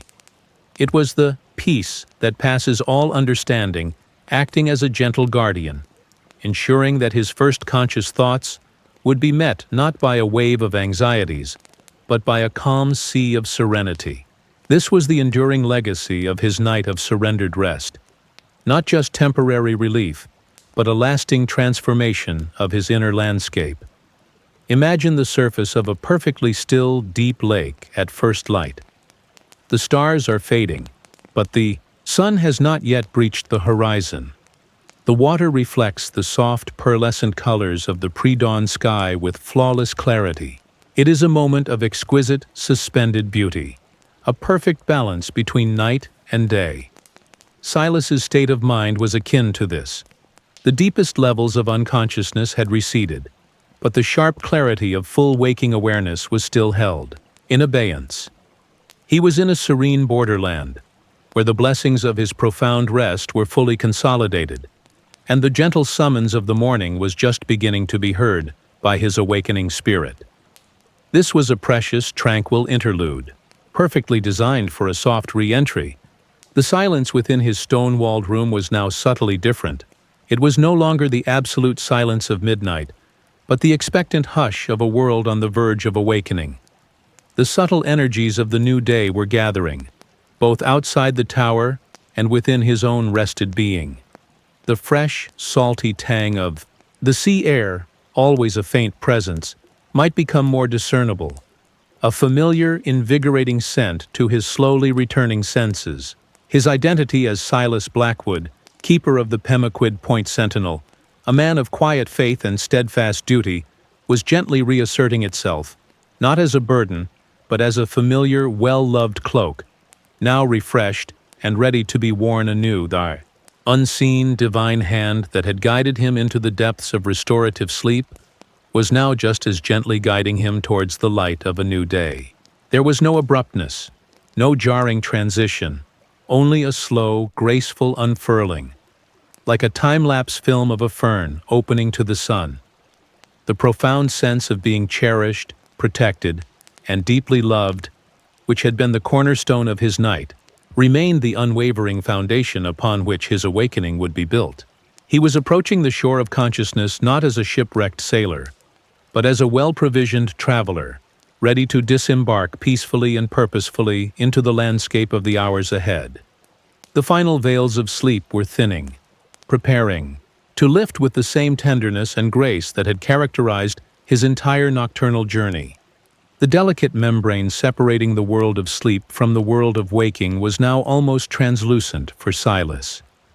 He floated in a tranquil, weightless state, keenly aware of the profound peace that had saturated his entire being throughout the night, a peace that felt less like a temporary visitor and more like a permanent resident of his soul. His body, though profoundly relaxed, was no longer in the absolute stillness of deep slumber. Infinitesimal movements, a slight shift of his head. On the pillow, the almost imperceptible flexion of his fingers signaled the gentle reawakening of his physical form. His breathing, while still slow and even as a calm tide, possessed a new, subtle readiness, each inhalation drawing in the cool, salty air of the pre-dawn with a nascent awareness of its life-giving properties. The great lamp above, its beam now cutting through a sky that was subtly, almost invisibly lightening in the farthest east, continued its silent, rhythmic sermon of constancy, a message his awakening spirit received with quiet affirmation. Imagine a perfectly still pool of water in an ancient sacred grove, just as the first, faint whispers of dawn begin to stir the leaves in the canopy above. The surface of the pool, undisturbed through the night, begins to reflect the most subtle shifts in light and shadow, its stillness now alive with a quiet anticipation.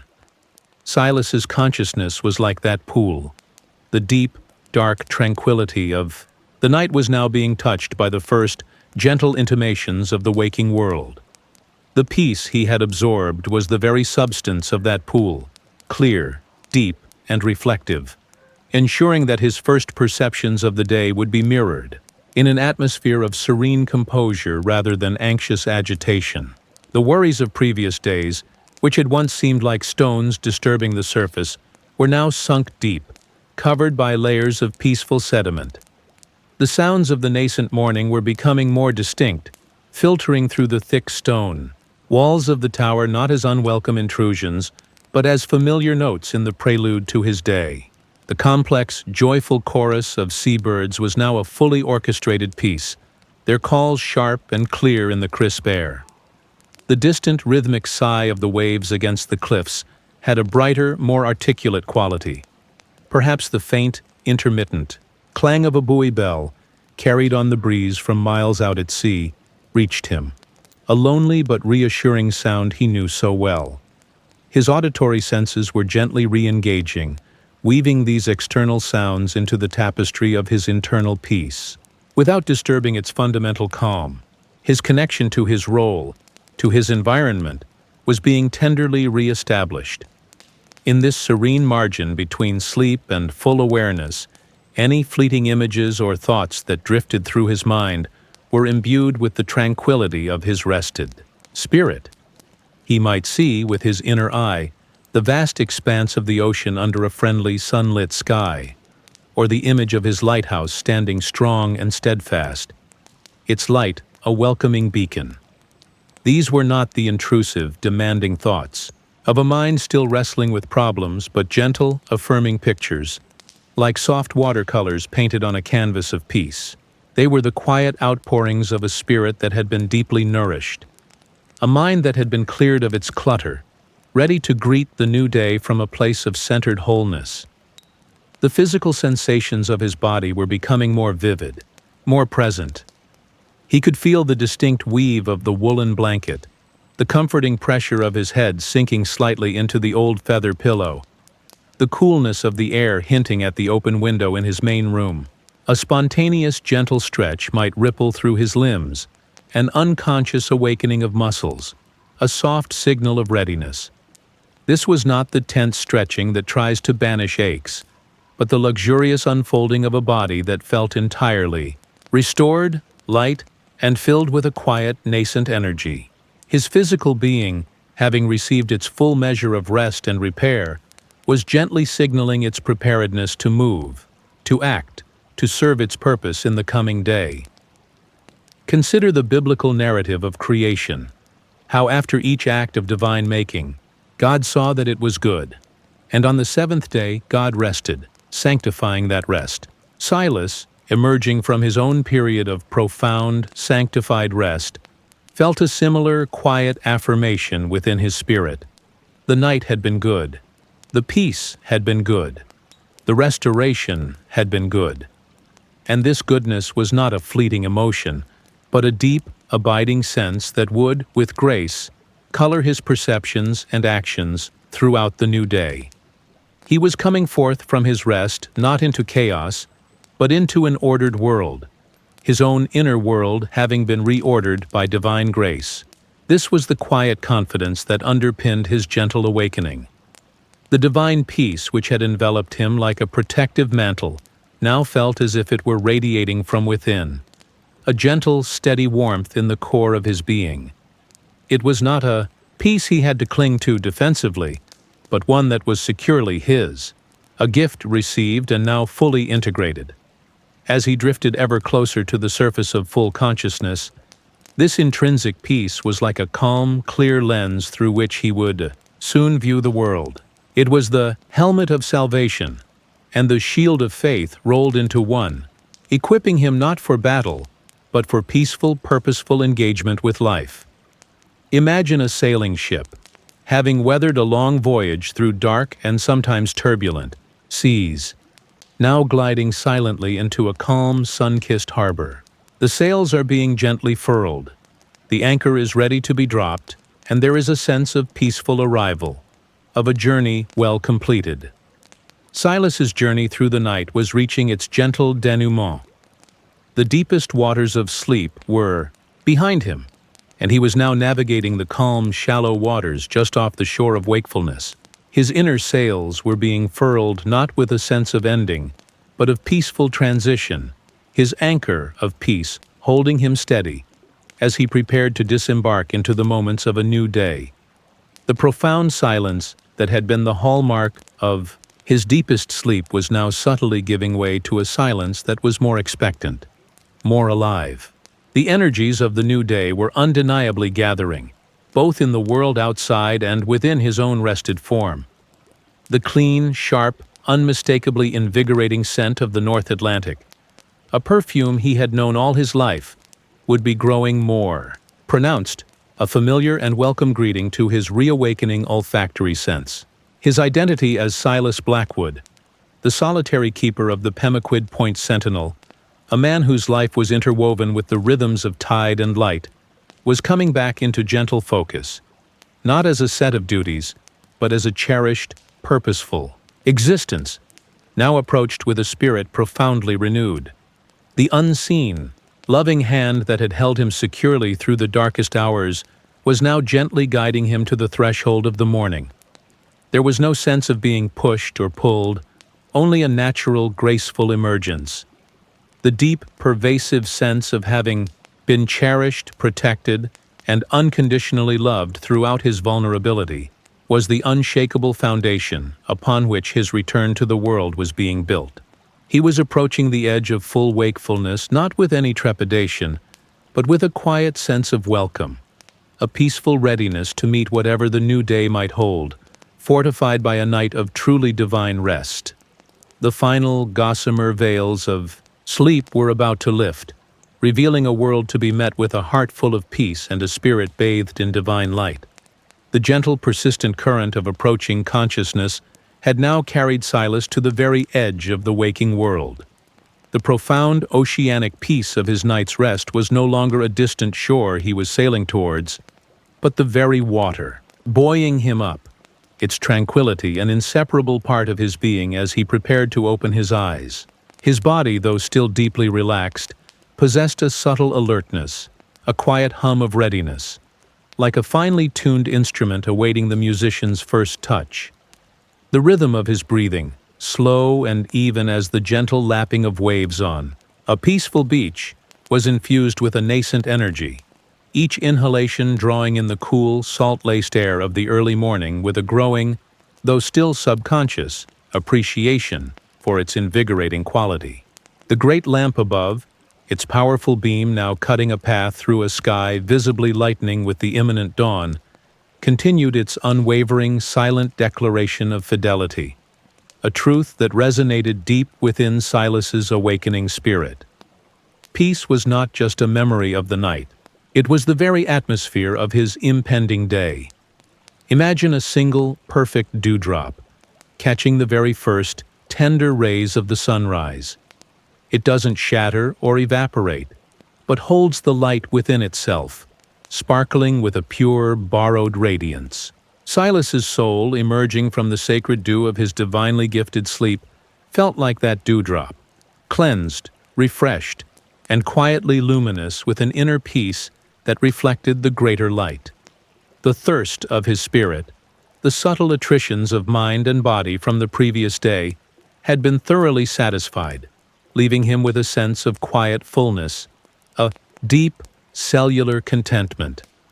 Any thoughts beginning to form at the very periphery of his awareness were not the sharp, anxious fragments of an unquiet mind, but soft, rounded impressions, like sea glass smoothed by endless tides, their edges softened by the profound peace he had internalized. The old worries had not merely been suppressed. Their very substance seemed to have been transformed, their urgency diminished, their power neutralized by the alchemical process of a night spent in God's presence. The sounds from the world beyond. The lighthouse walls were now clearly discernible, though still received through the calming filter of his inner serenity. The chorus of seabirds was a vibrant, intricate tapestry of calls and responses, a joyful, natural hymn to the new day. The distant rhythmic chug of an early lobster boat making its way out from the harbor, a sound as familiar to Silas as his own heartbeat, was a clear, dependable note in the morning's soundscape. These were no longer vague whispers on the edge of perception, but distinct elements of his world, and his rested mind greeted them not as demands or interruptions, but as the familiar, comforting prelude to his active life. His room, bathed in the soft, indirect glow of the approaching sunrise filtering through his small, deep-set window, was regaining its well-known shapes and shadows, its comforting solidity. In these precious moments, hovering on the beautiful boundary between sleep and full wakefulness, fleeting, gentle images might pass through his mind, all imbued with the profound calm of his restored spirit.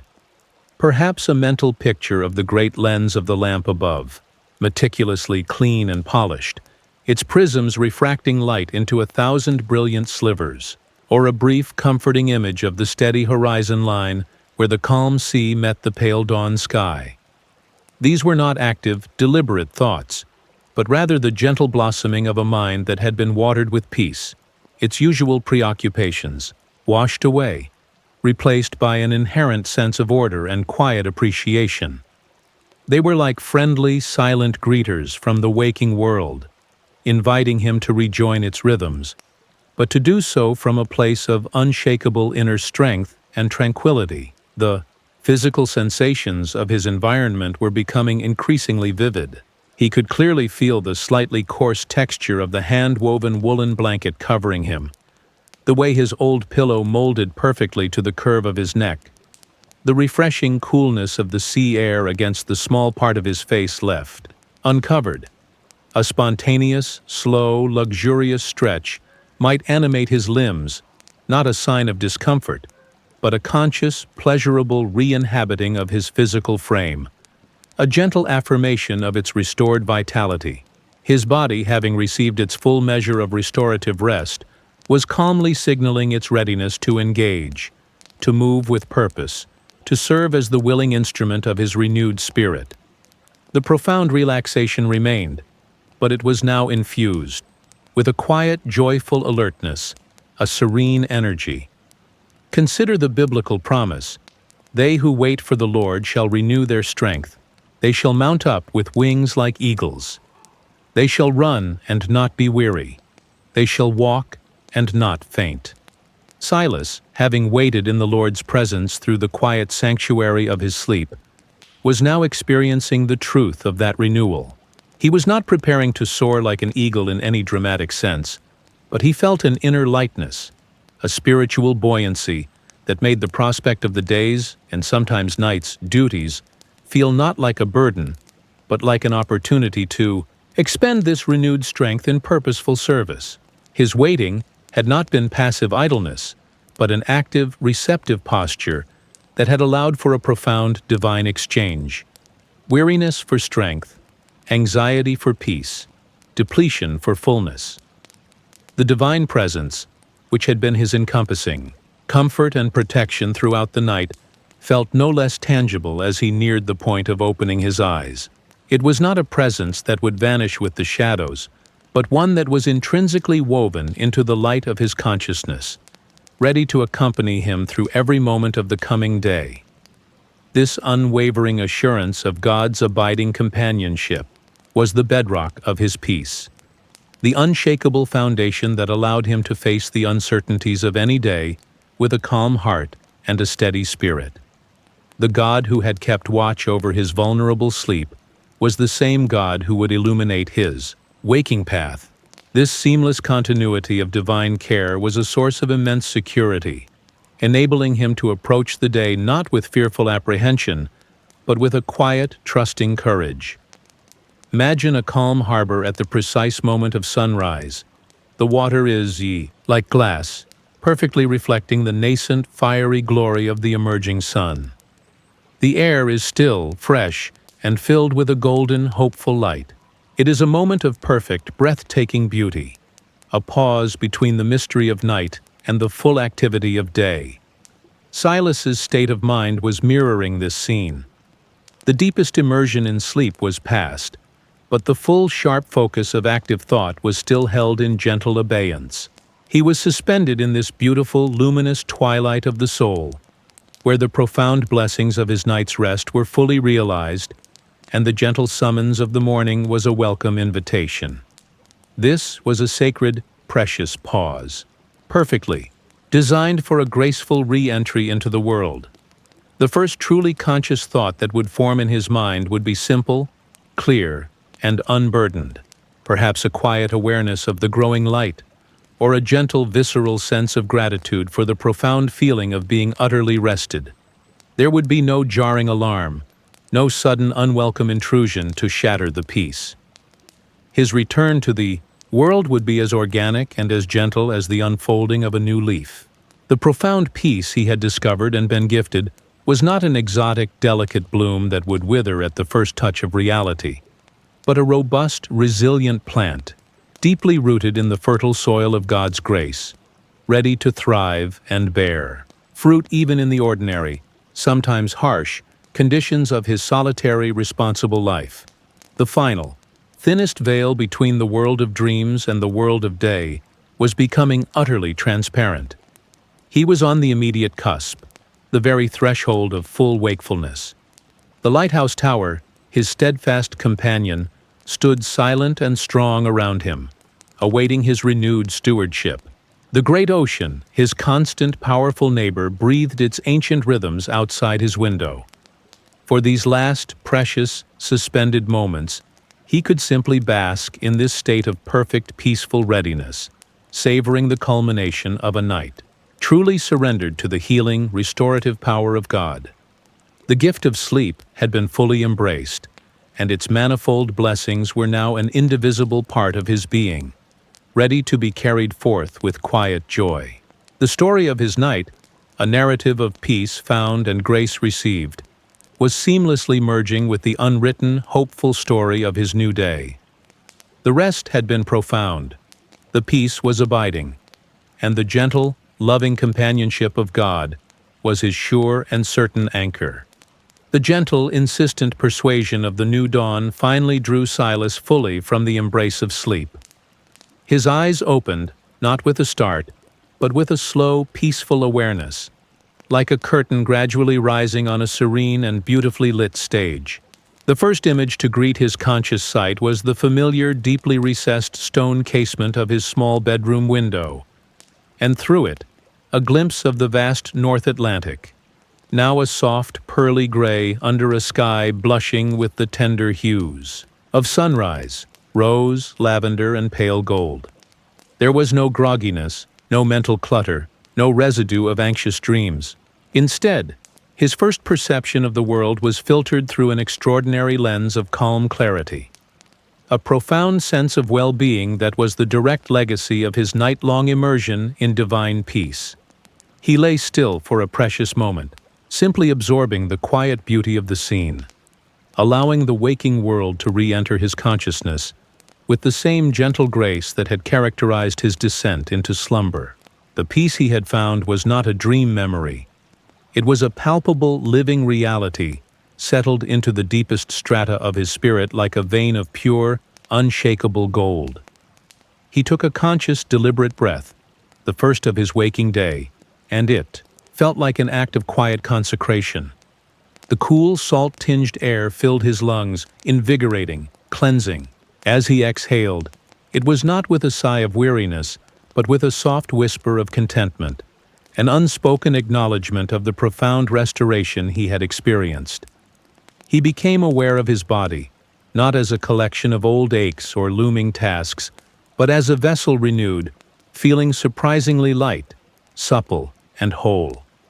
He stretched, a mindful, luxurious unfolding of limbs, and the movement was not a struggle against stiffness, but a joyful, fluid greeting to his own physical being, a quiet celebration of its readiness. Every muscle, every sinew felt rested and responsive, a testament to the deep, cellular healing that had taken place in the sanctuary of his God-given sleep. There was a harmonious accord between his body and his spirit, a sense of integrated wholeness that was a rare and precious gift. His gaze, clear and untroubled, traveled around his small, familiar room, the few simple furnishings, the sturdy wooden chest, the small shelf of well-loved books, the single framed photograph of Martha, her smile serene even in the faded print. All seemed imbued with a gentle, welcoming light. The ordinary had taken on an extraordinary sheen, not because the objects themselves had changed, but because his perception had been refined, polished by the hours spent in profound peace. He was seeing his world with new eyes, eyes that had been washed clean of the previous day's fatigue and subtle anxieties. This capacity to perceive the inherent beauty and quiet dignity in the familiar was one of the most tangible fruits of his rested spirit. He felt no immediate compulsion to rise, no urgent call to the duties of his post. Instead, he savored these initial moments of quiet awareness, allowing the blessings of his sacred night to fully permeate his waking consciousness, like sunlight slowly warming a cool room. A profound sense of gratitude, unbidden but deeply felt, rose within him, as natural and as gentle as the incoming tide. It was a gratitude not for any specific event or dramatic deliverance, but for the overarching, steadfast goodness of God, for the simple, miraculous gift of restorative sleep, for the renewal of his spirit, for the quiet, unshakable assurance of the divine presence that had been his constant companion and protector through the silent watches of the night. He remembered the small worries and the larger weariness he had consciously laid down before sleep, consigning them to a care greater than his own. Now, in the clear light of morning, those burdens felt infinitesimally small, their power to distress him utterly diminished, dissolved in the vast ocean of peace he had inhabited. "Thank you, Lord," he murmured, the words barely audible in the quiet room, yet carrying the full weight of his sincere heart. This was not a perfunctory prayer, but a spontaneous overflowing of a soul filled with peace and thankfulness. Slowly, with a deliberate, almost graceful ease, Silas sat up, swinging his legs over the side of the narrow bed. His bare feet met the cool, smooth stone of the floor, a sensation that grounded him, connecting him to the ancient, steadfast reality of the Lighthouse Tower. He paused, taking in the sounds of the early morning, the now full-throated chorus of the seabirds, the rhythmic, gentle crash and sigh of the waves on the rocks below, a sound that was the very heartbeat of his existence here. Even the distant, muffled sounds from the mainland, a far-off church bell perhaps, or the low hum of the first ferry, seemed harmonious today, part of a larger, benevolent order. The peace he felt within was not threatened by these external realities. Rather, it provided a calm center from which to perceive and engage with them.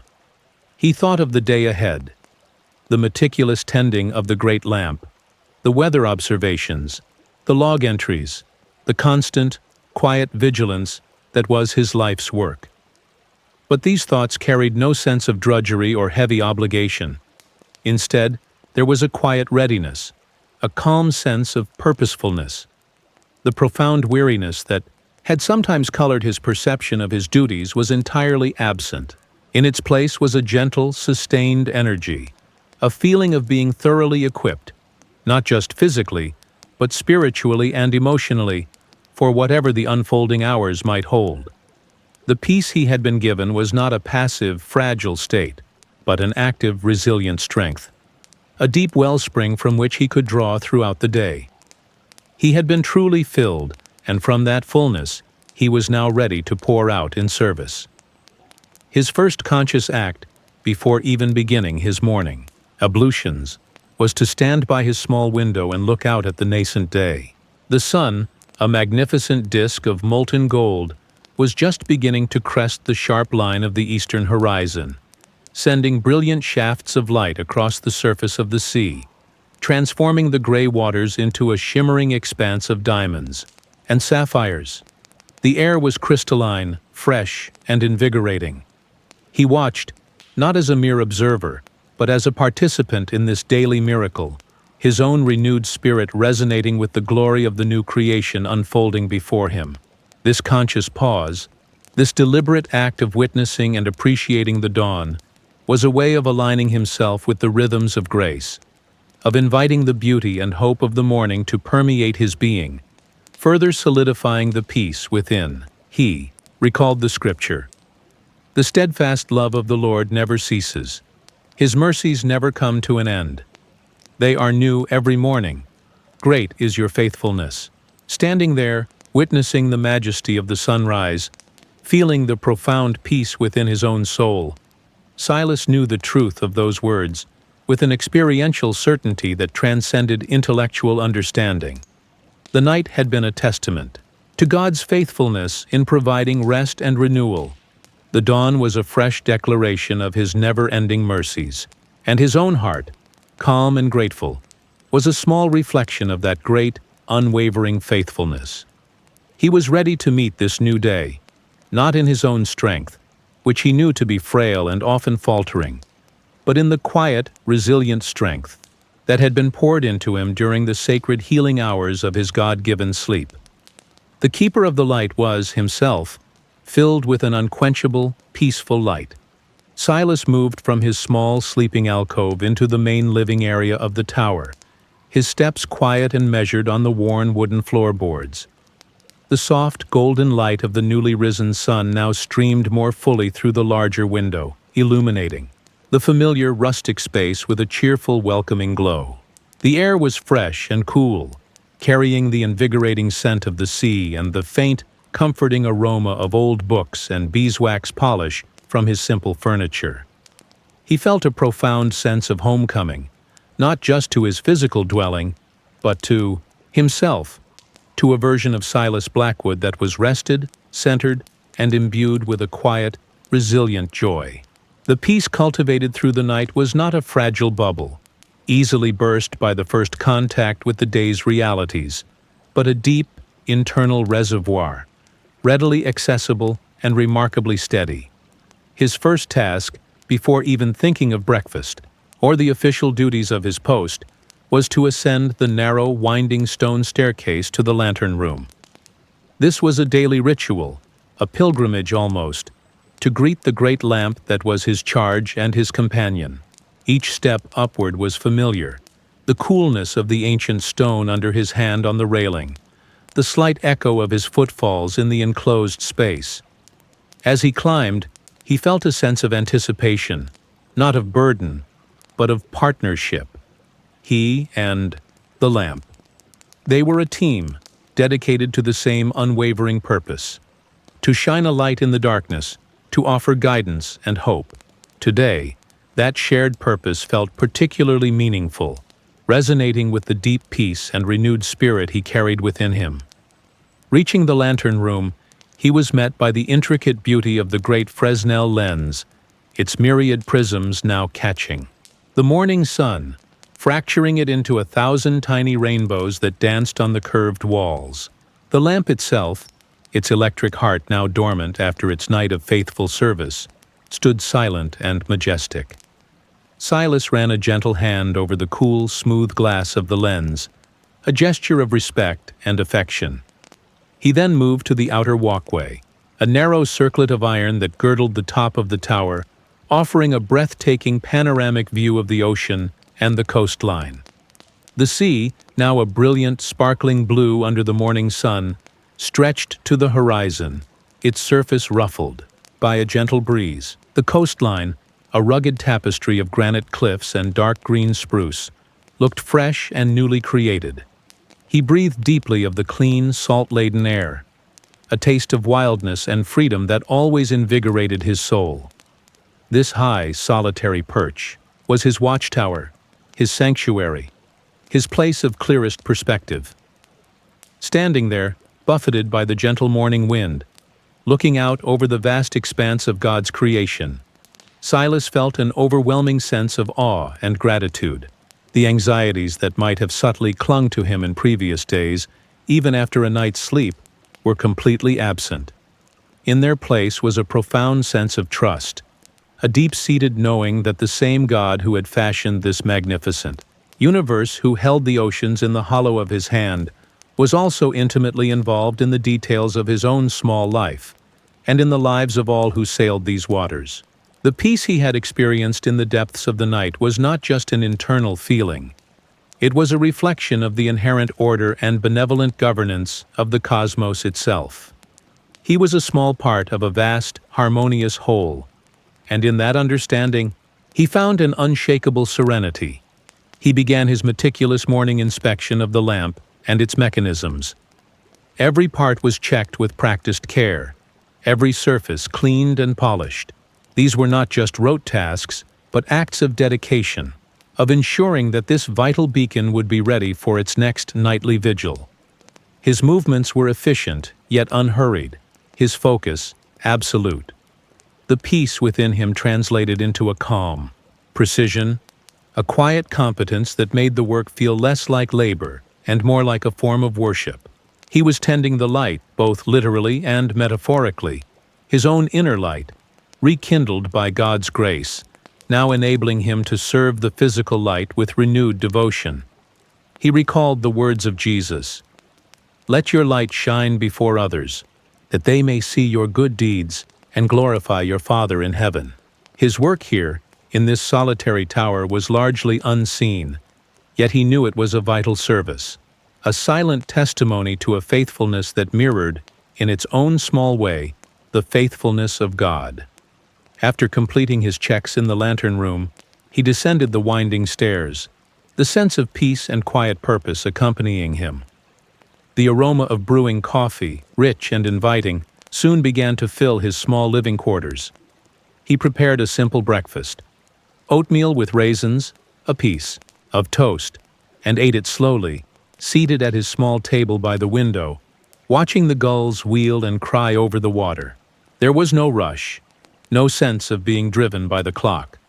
The night of profound rest had reset his internal rhythms, allowing him to approach the day with a more measured, mindful pace.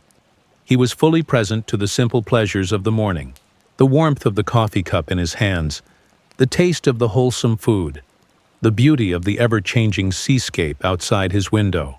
These small moments of quiet enjoyment, often lost in the haste of a less rested life, were now accessible to him, precious gifts to be savored.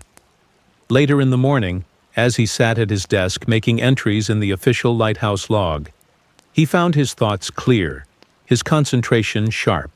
The mental fog that could sometimes accompany residual tiredness was entirely absent. Instead, his mind felt alert, agile, capable. He wrote with a steady hand. The details of the previous night's weather, the sea conditions, any notable observations, all recorded with his usual precision. But today, even this routine task felt imbued with a quiet satisfaction.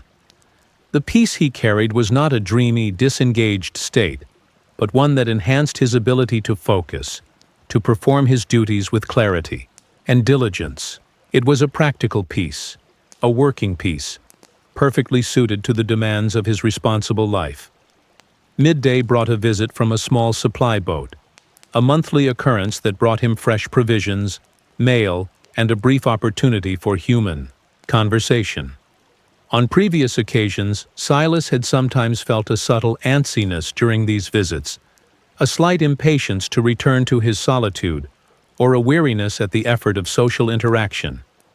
Today, however, he greeted the boatmen with genuine warmth, his conversation easy and unforced. He listened to their news from the mainland with interest, shared a few observations about the recent weather patterns, and even found himself chuckling at one of their light-hearted jokes. The peace within him had softened his habitual reserve, making him more open, more accessible.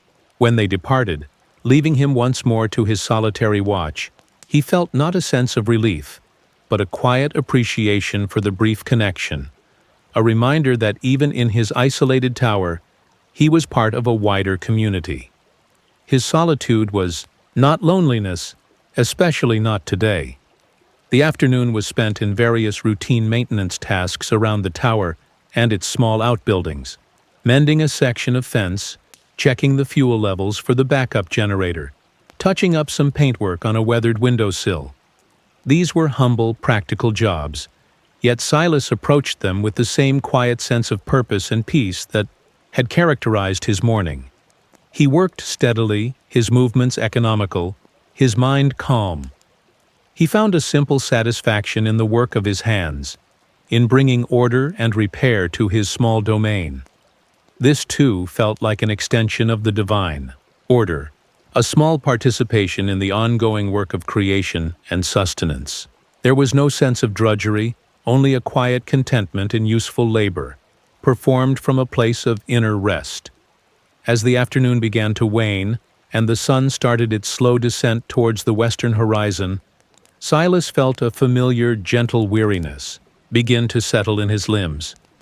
But it was a clean, wholesome tiredness, the natural result of a day lived fully and purposefully, entirely different from the soul-deep exhaustion that had so often been his companion in the past. His spiritual and emotional reserves, so thoroughly replenished during the night, still felt remarkably full. He had drawn upon them throughout the day, yet they had not been depleted.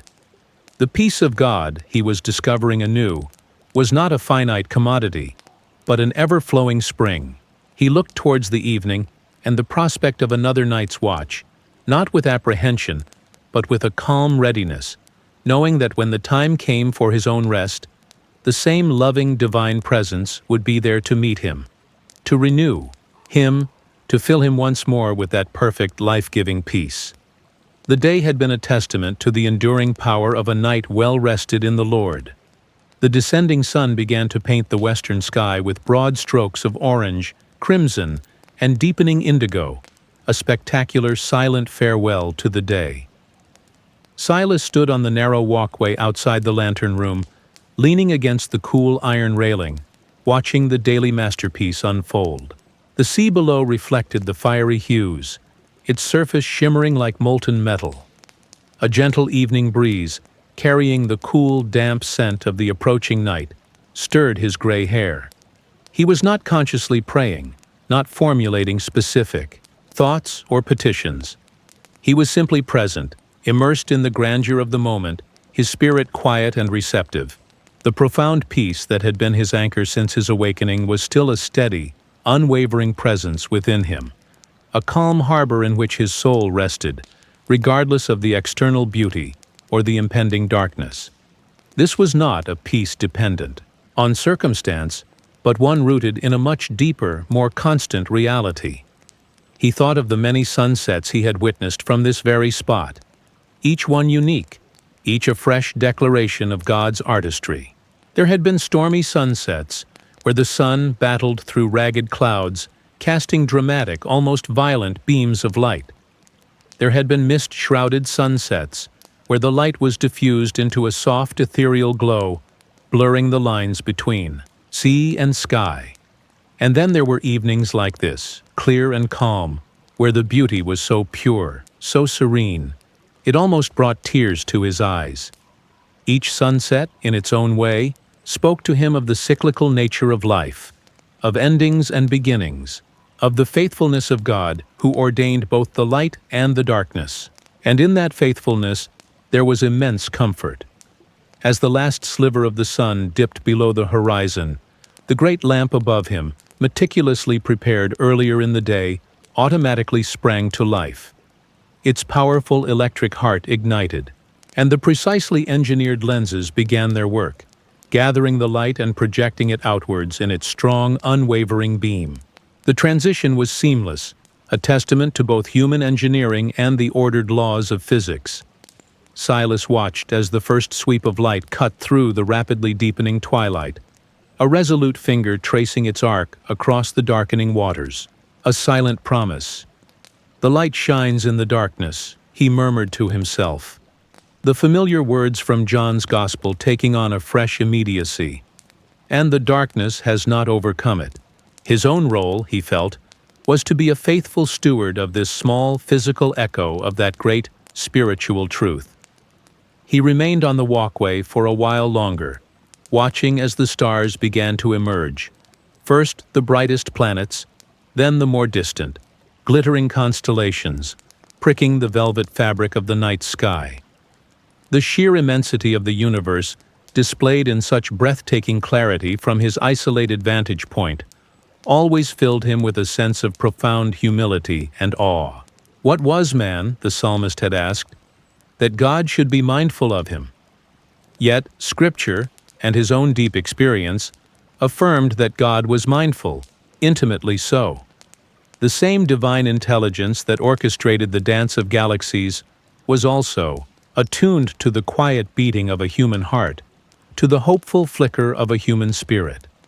This unwavering personal care, in the face of such cosmic grandeur, was the mystery and the miracle that underpinned Silas's faith and his peace. Descending to his living quarters, he felt the familiar subtle shift in the tower's atmosphere as night fully claimed the world outside. The sounds changed. The cries of the diurnal seabirds were replaced by the occasional mournful call of a nocturnal gull, or the soft rustle of unseen creatures in the sparse vegetation at the base of the cliff. The sea itself seemed to deepen, its voice, its sighs against the rocks taking on a more profound, resonant timbre. These were the sounds of his nightly companionship, and tonight they held no trace of loneliness, only a sense of familiar, shared solitude. He lit a single oil lamp in his main room, a small nod to tradition, and a softer, more comforting light than the starker electric bulbs. Its gentle, flickering glow cast warm, dancing shadows on the stone walls, creating an atmosphere of rustic peace.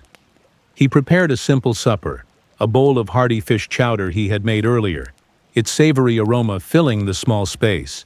He ate slowly, with the same mindful appreciation he had brought to his breakfast. The day's work was done, its responsibilities met. There was now a quiet space, an interlude before he would eventually seek his own rest. This was a time for gentle reflection, for allowing the events of the day to settle, for quiet communion. He didn't force these reflections. He simply created the space for them, his mind calm and receptive, still basking in the afterglow of the profound peace that had characterized his entire day. He felt a deep contentment, a sense that all was well, not because life was perfect or without its challenges, but because he was held, securely and lovingly, in hands far greater than his own. He thought about the sailors and fishermen out on the dark waters, looking for his light. He imagined their relief, their reassurance, upon seeing its familiar rhythmic sweep. His work had a tangible purpose, a direct impact on the safety and well-being of others. This knowledge brought a quiet sense of fulfillment. He was not just a keeper of a lamp.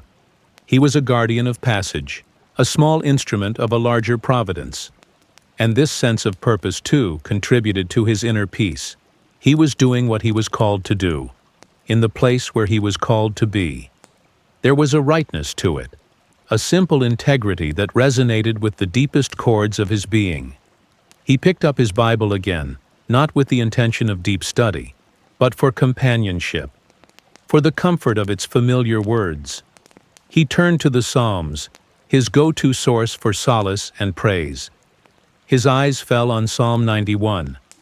He who dwells in the shelter of the Most High will abide in the shadow of the Almighty. I will say to the Lord, my refuge and my fortress, my God, in whom I trust. He read the words slowly, allowing their ancient power to seep into his spirit. Shelter, shadow, refuge, fortress, trust. These were not abstract concepts, but lived realities for him, especially in this solitary tower, exposed to the full force of nature, yet always feeling profoundly protected. The shadow of the Almighty was not a place of gloom, but of intimate, protective closeness, like a chick finding safety under the mother hen's wing. And in that shadow, there was no fear, only a deep, abiding peace. As the evening wore on, the initial weariness from the day's activities began to deepen, transforming into a gentle, insistent call to rest. His eyelids grew heavy, his thoughts more diffuse, meandering. He was not fighting it, not trying to prolong his wakefulness. He welcomed the body's natural signals, recognizing them as part of the divinely ordained rhythm of life. He knew that another period of profound, restorative sleep awaited him, another opportunity to be refilled, renewed, and prepared for whatever the next day or the next watch might bring. The great lamp above would continue its vigil, steadfast and unwavering. And soon, Silas, its faithful human keeper, would entrust himself once more to the ultimate keeper, the source of all light and all peace, ready to receive the blessed gift of slumber. The ocean's timeless lullaby was already beginning to draw him towards that peaceful shore.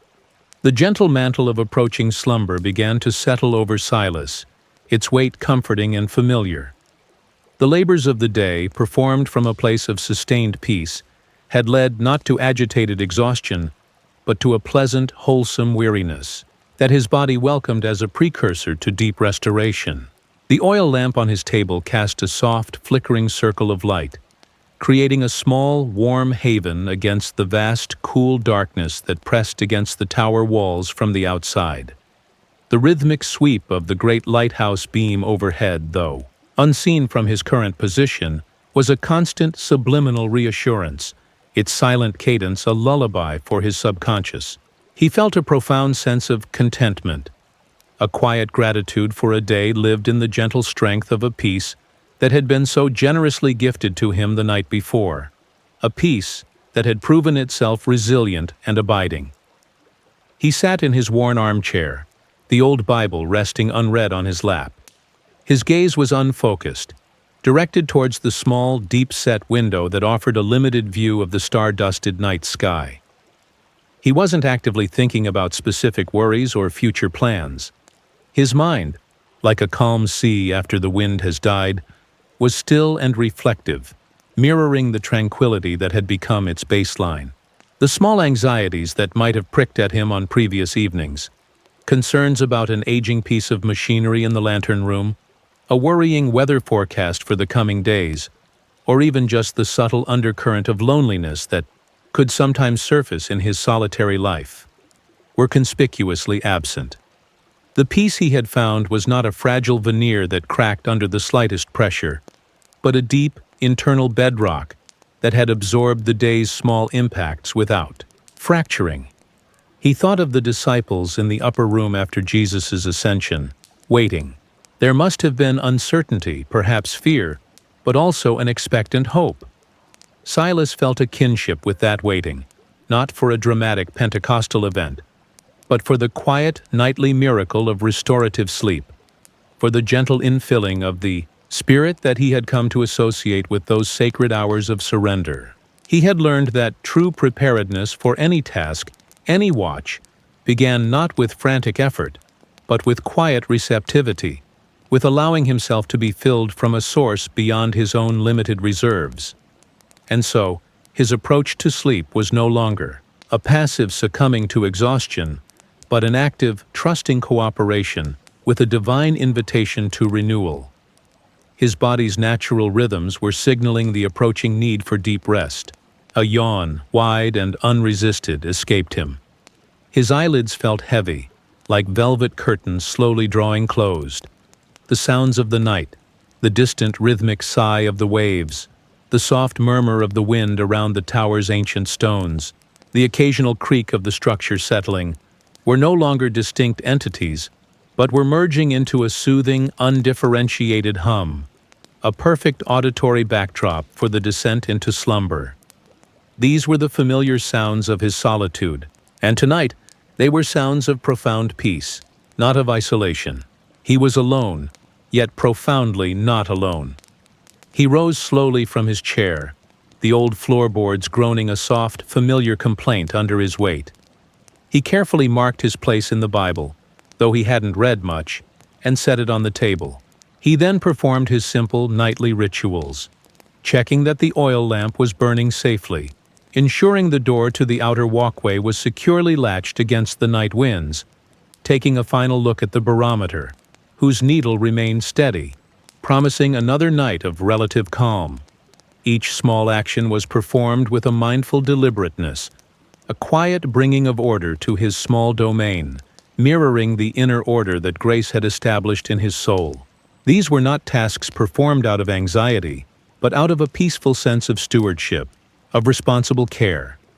As he prepared for bed, standing by the small window in his sleeping alcove, he looked out at the vast, dark expanse of the ocean, visible only as a deeper blackness under the star-strewn sky. The lighthouse beam cut its brilliant swathe through that darkness, a solitary, defiant spear of light. He felt a profound connection to that beam, to its unwavering purpose. He, too, was called to be a light in his own small way, in his own small corner of the world. And he knew that the brightness of his own inner light depended entirely on his connection to the ultimate source, the Father of lights. The renewal he sought in sleep was not just for his physical well-being, but for the replenishment of that spiritual light, so he could shine more clearly, more faithfully. He remembered the words of Jesus, "Peace I leave with you, my peace I give you. Not as the world gives do I give to you. Let not your hearts be troubled, neither let them be afraid." This was the peace he had experienced today, a peace that was qualitatively different from the fleeting, circumstance-dependent calm the world sometimes offered. This was a deep, abiding peace, a gift from the very heart of God, a peace that had the power to still troubled hearts and banish fear. And as he prepared to receive the gift of sleep once more, it was with the confident assurance that this divine peace would be his companion through the night, his guardian, his gentle lullaby. Lying down in his narrow bed, the cool sheets felt welcoming, the familiar weight of the woolen blanket a comforting embrace. He closed his eyes, and the external world began to recede. The rhythmic sounds of the sea and wind became a soothing, hypnotic cadence, drawing him gently downwards into the welcoming depths. There was no struggle, no resistance. His mind was quiet. His heart was at rest. He was like a small child, weary from a day of joyful play, now surrendering trustingly into the arms of a loving parent. He had done his part, tended his light, lived his day. Now it was time to receive, to be renewed, to be held in that perfect peace that only God can give. His last conscious thought was not a worry or a plan, but a simple, silent prayer of gratitude, a breath of thankfulness for the peace that had already been given, and a trusting surrender to the peace that was to come. He yielded himself to the darkness, not as an enemy, but as a sanctuary, a sacred space where the deepest work of restoration could occur. The great lamp above continued, its unwavering rhythmic sweep, a faithful sentinel keeping watch over the sleeping world, and Silas Blackwood, its humble human keeper, secure in the knowledge that the ultimate keeper never slumbers nor sleeps, drifted effortlessly, gratefully, into the profound, healing embrace of God-given rest. The ocean sighed its ancient secrets, the stars kept their silent vigil, and all was deeply, wonderfully, peacefully well. The gentle, inexorable tide of sleep carried Silas away from the shores of conscious thought, into the deep, silent ocean of restorative slumber. The last, lingering awareness of his stone tower, the rhythmic sweep of the great lamp above, the ancient sighing voice of the sea, all faded into a profound, peaceful oblivion. Yet, it was not an empty oblivion, but one filled with an unspoken divine presence, a sanctuary where his spirit, untethered from the demands of his waking mind, could commune in ways transcendent and mysterious. His breathing, now as slow and regular as the gentle ebb and flow of a far-distant, peaceful tide, was the only outward sign of the life within, a life now fully surrendered to the healing, renewing energies of God-given rest. The peace that had been his steadfast companion throughout the day had now become his very atmosphere, the air his soul breathed in this sacred nocturnal journey. In this state of profound unconsciousness, the meticulous work of restoration, begun in his spirit and mind, now permeated every fiber of his physical being. Muscles, weary from the day's simple but consistent labors, were bathed in a healing balm, their tensions dissolving completely. Cells regenerated, tissues repaired, and the subtle, intricate chemistries of his body were rebalanced, all orchestrated by an innate divine wisdom that functions most perfectly when the conscious will is stilled. He was like a vessel in a divine dry dock, all its scrapes and strains being lovingly mended, its structure fortified, its readiness for future voyages ensured, all under the tender, expert care of the master shipwright. This was not mere inactivity. It was a period of profound, active, divinely superintended renewal.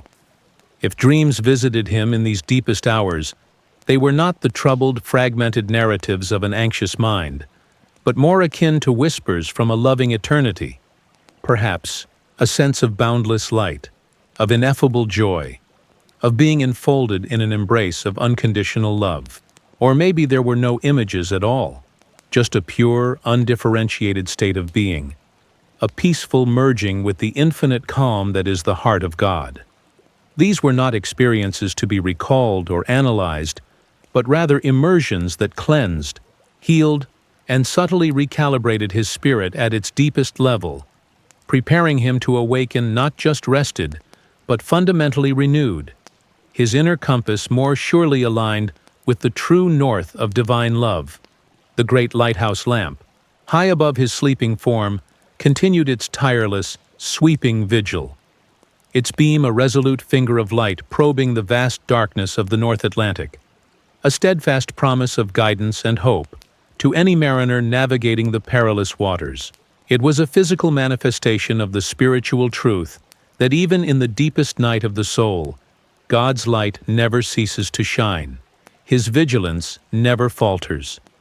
And Silas, its faithful human keeper, though now lost to the world in the depths of sleep, was himself being kept, illuminated from within by a light far more ancient and enduring than any man-made beacon. He was resting in the assurance that the true light, the light of the world, was watching over him, over his small tower, over the vast, sleeping ocean, and over all creation. The ancient stones of the tower stood firm against the soft murmur of the night wind and the gentle sigh of the waves, a symbol of the enduring, unshakable nature of God's promises. And within those steadfast walls, Silas slept the sleep of the beloved, a sleep untroubled by fear, unmarred by anxiety, a sleep that was a pure gift, freely given, gratefully received. He had cast his cares upon the Lord, and the Lord was indeed sustaining him, body, mind, and spirit, through the silent, sacred watches of the night. He was being refilled, recharged, remade, in the quiet crucible of divine peace. As the hours wore on, and the night began its slow, imperceptible turn towards the dawn that was still many hours away, the restorative work continued, layer upon silent layer. The peace was not a static state, but a dynamic, healing force, permeating every level of his being, smoothing away the subtle abrasions of life, reinforcing the foundations of his faith, and whispering to his deepest self the timeless truths of God's unfailing love and unwavering presence. He was being prepared, in this holy stillness, not just for another day of duty, but for a deeper, more joyful, more peace-filled walk with his Creator. The keeper of the light was being kept by the light itself, held fast in an embrace of perfect, eternal peace, awaiting the gentle call of a new morning, a new bestowal of mercy, a new opportunity to reflect the light he had so profoundly received. Dear listener, as Silas rests securely in the Pemaquid Point Sentinel, held in the loving, watchful care of his Heavenly Father, may you too find such profound peace and rest tonight. Remember the steadfastness of the lighthouse beam, a symbol of God's unwavering presence in your own life.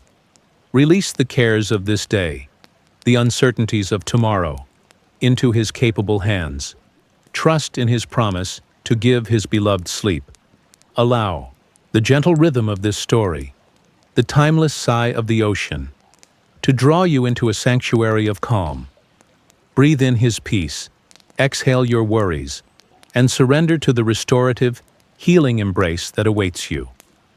May your sleep be deep, your spirit be renewed, and may you awaken to His mercies, new and bright, in the morning.